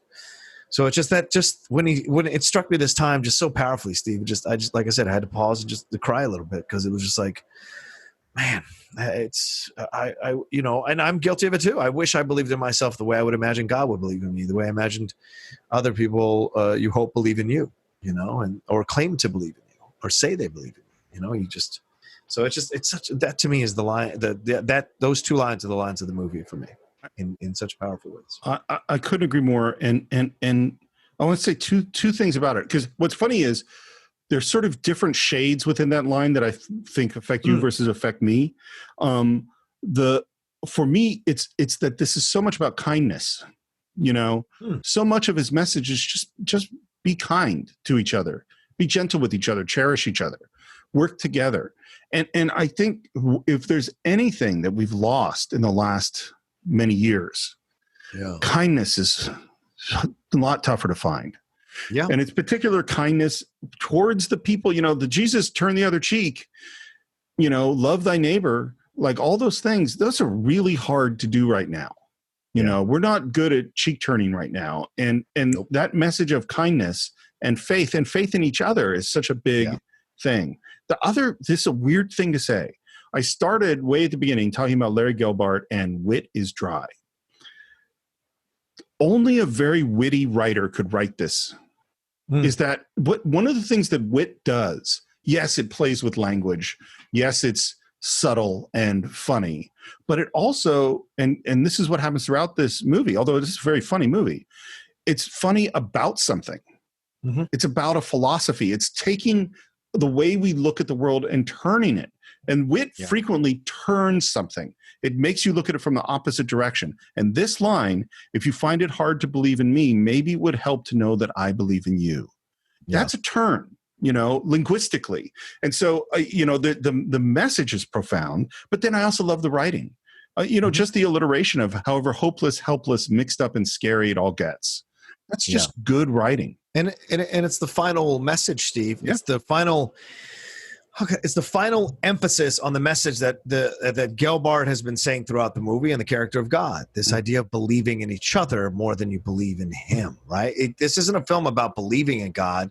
This is a film about believing in each other because He created you and gave you all the tools to create a good world, a loving world, a healthy world, a happy world. It's up to you to do it. And you have to believe in each other and have faith in each other to do it. not him or not it. And I think we're about to enter into the world of faith now, because the court reporter has run up and is saying something to the judge, and we cut to the judge's quarters, and we are listening to the audio tape the court reporter did, and we hear everyone's voice except God's. You swear to tell the truth, the whole truth, and nothing but the truth? So help you. Where's... Yeah. Which he had said at the very beginning of the movie, you can't record my voice. Someone must have erased it. Nobody erases tapes anymore. Which, of course, is the Watergate joke. Don't you see? He wants us all to decide for ourselves whether or not we saw him and heard him. It's what he always said. Everything is up to us. And again, I'll say this is faith. Yeah. Because faith, I don't have to have faith that my microphone is working right now, because I can see the little thing moving, and I have experience that has told me that when I see these things that it's working. Having faith is something you have to have when you don't have evidence. Yeah. Otherwise, it's not faith. It's just knowing. Right. And that's what this moment is. We have now moved into faith. No. There is no proof whatsoever that God was in that courtroom today. I love Ralph Bellamy. Really good acting. Says, no, none whatsoever. Because he is wavering. Yeah. And then this is so great. Jerry says, we saw him. We heard him. And Terry Garr says, We did. She's on board now. And it's subtle. Yeah. And he says, he made himself and the cards disappear. And Terry repeats. We saw it. And now the judge renders his decision, which is kind of two-part. Part one is that on the basis of what we experienced, I totally understand why Jerry thought he met with God, and so the charge of slander is dismissed. I must also rule that on the basis of the evidence, or rather the lack of it, that as much as we all may think that what we saw here today was real, God did not, in fact, appear here before us. You may, of course, appeal to a higher court. We heard from the highest court. It's so funny because this is so Miracle on 34th Street. Yeah, I thought that too, yeah. Except we don't prove the existence of Santa Claus. Right. You know, cut to the store and Jerry's been fired. He heads out, he's driving, and as he drives along listening to that 70s music, we hear a phone ringing. It's the phone booth. The phone is ringing, and he drives by, and he keeps hearing the ring, and he gets out, gets in the phone booth, answers it, hears God's voice, and says, "Where are you?" God says, "Turn around," and there he is wearing his safari clothes because he wants to spend some time with animals. We failed, didn't we? What are you talking? We did terrific. I gave a message of encouragement. You passed it along. Now we'll see. Do you think anybody got the message? And God's metaphor is Johnny Appleseed. You drop a few seeds and you move on. If the seeds are good, they'll take root. I gave you great seeds, the best. Everybody thinks I'm a nut. Galileo, Pasteur, Einstein, Columbus. You're in good company. What's interesting about that list, none of those are religious figures. Yeah, true. Very true. Very true. Galileo, in particular, was persecuted by the Catholic Church. Yeah. A little bit of a shot at the Catholicism. Better be going. Aren't you coming back? No. Ever? Whenever comes, we'll see. Even this is sort of gentle. Yeah. And what's so, again, tracking Jerry's character, he's not a religious person when we meet him. He has no faith. He doesn't believe in God. No. And now he says, now and then, couldn't we just talk? I'll tell you what. You talk, I'll listen. Ugh, as a heartbreaking exchange. Because it's like, finally Jerry has fully come over to believe in him, and then God has to go. It's heartbreaking. What is you talk, I'll listen? Bittersweet, I guess. Oh, yeah. Totally. What is you talk, I'll listen? Prayer. Right. That's prayer. Exactly. He's saying you'll pray and I'll hear it. And he touches Jerry's face, which is really beautiful. It's so sweet. Turns and walks away, and the music builds. Back to Jerry, back to the park. God's gone.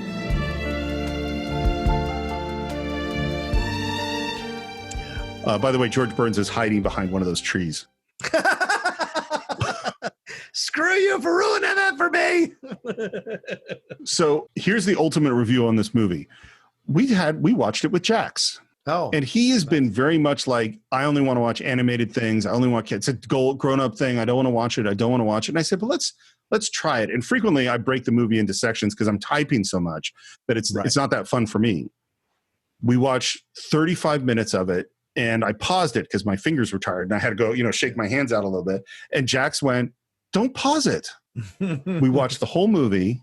He was in silence the whole time, just completely in it. And I turned to him at the end and I said, what'd you think? Did you like it? And he went, pfft.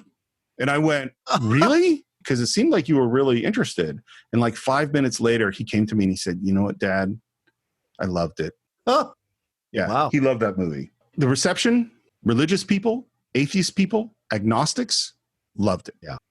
Catholic people loved it. Jewish people loved it. It's funny. We did a comedy about religion, Life of Brian, which religious people hated, and understandable why. And this one, which says I'm not any one of these religions, religious people loved it. Yeah. Roger Ebert put it in his top 10 movies of the year, which 1977 is Star Wars and Annie Hall, all sorts of great movies that year. It earned $51 million, which is, from a $2.2 million budget. Pretty good. Gelbart was nominated for Best Adapted Screenplay, didn't win. I found one other thing I wanted to say, and then we can get into final thoughts, which is Carl Reiner just passed away, and Steve Martin wrote a wonderful article in the New York Times about his relationship with Carl Reiner, and basically said that it's not that he learned comedy from Carl Reiner, because he understood comedy, but what he really learned was how to be a person. Yeah. Is that he was such if you ever read his book, Born Standing Up, have you read that one? No, I haven't yet. Oh, you'd love it. It's great. It's very short. And the world of him becoming successful and becoming like a rock star level success where he's, filling up stadiums and then completely quitting stand up. It's fascinating. And he was a wreck. He had no life. He had because he just was on the road. He didn't have any relationships. He was just really messed up. And when he starts working on The Jerk, he learned how to exist in the world. He drove to set every day with Carl, and Carl would pick him up in his Honda Civic because there was a gas shortage and he wanted to save gas. And so Steve Martin bought a Honda Civic because that's what Carl Reiner did. Carl Reiner had the last place in Los Angeles that delivered real seltzer water to him. And so Steve Martin got that. And he just and he said that Carl Reiner was just so kind and decent, and that's how he learned how to direct. So when Steve Martin became his own director, he was imitating Carl Reiner. Oh wow. And this is the last thing he said in this article, and I'll just read it to you. So, Carl, I raise my glass of seltzer and flip through the Rolodex of words that apply to you: talent, energy, wisdom, humor. But for me, one of your qualities stands out that is not often cited in the legacies of the famous: decency. All along, it was your decency that infused and invigorated your incredible gifts. Damn. That's great. Yeah. Well, and you think, we talked about his son, Rob Reiner, is one of those directors that people just love to work with, who was kind and gentle. And so we have Carl, and I made some comments about, what they said about Terry Garr, and I'm not ignoring that stuff. But Carl Reiner is one of these people that says you don't have to be a Kubrick or Ridley Scott or James Cameron who terrorize the people that work for you. You can have a really lovely time and make a really lovely movie. Yeah. What are your final thoughts? This is a film, as I said at the beginning, it's surprisingly topical. Universal conversations, universal questions, universal themes, universal explorations of our meaning, the meaning of our existence, our worth in the world, why we were created. All of it is here for you to explore if you want to explore it. And it's delivered in such fantastic detail and very memorable exchanges between George Burns and John Denver that will, if your heart is open to it, if your soul is open to it, if your mind is open to it, that will leave a mark on you and will have you thinking about things and might change you if you've never seen this movie. If some of you are listening to us and you've never seen the movie and you're going to go back and watch it, don't be surprised that after you're done with this movie, you have a bit of a very strong reaction to it emotionally, or a strong reaction to it intellectually, and maybe kind of take a little bit of stock about what's going on in the world and what's going on with you. I would not be surprised. And it's and aside from all of that, fantastic direction, great actors all throughout. And there's not an unbelievable moment in the movie. Not one second that you question what's happening. Everyone delivers what they're supposed to deliver, scene to scene, and it works so well. And at the end, you might just have a little smile on your face as well when the movie is over. And who doesn't want that from a film like this? So that's my final thoughts. I feel like in a weird way, I've kind of given my final thoughts.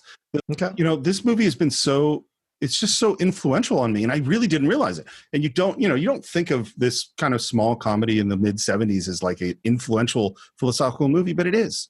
And basically just about everything that God says in this movie is what I believe, even though I'm an atheist. Study it, listen to the words, think about it. And most importantly, man, be kind. Yeah. Cherish each other. It's our world. We can make it work if we work together. And if we don't, it's going to go down the drain, just like God said.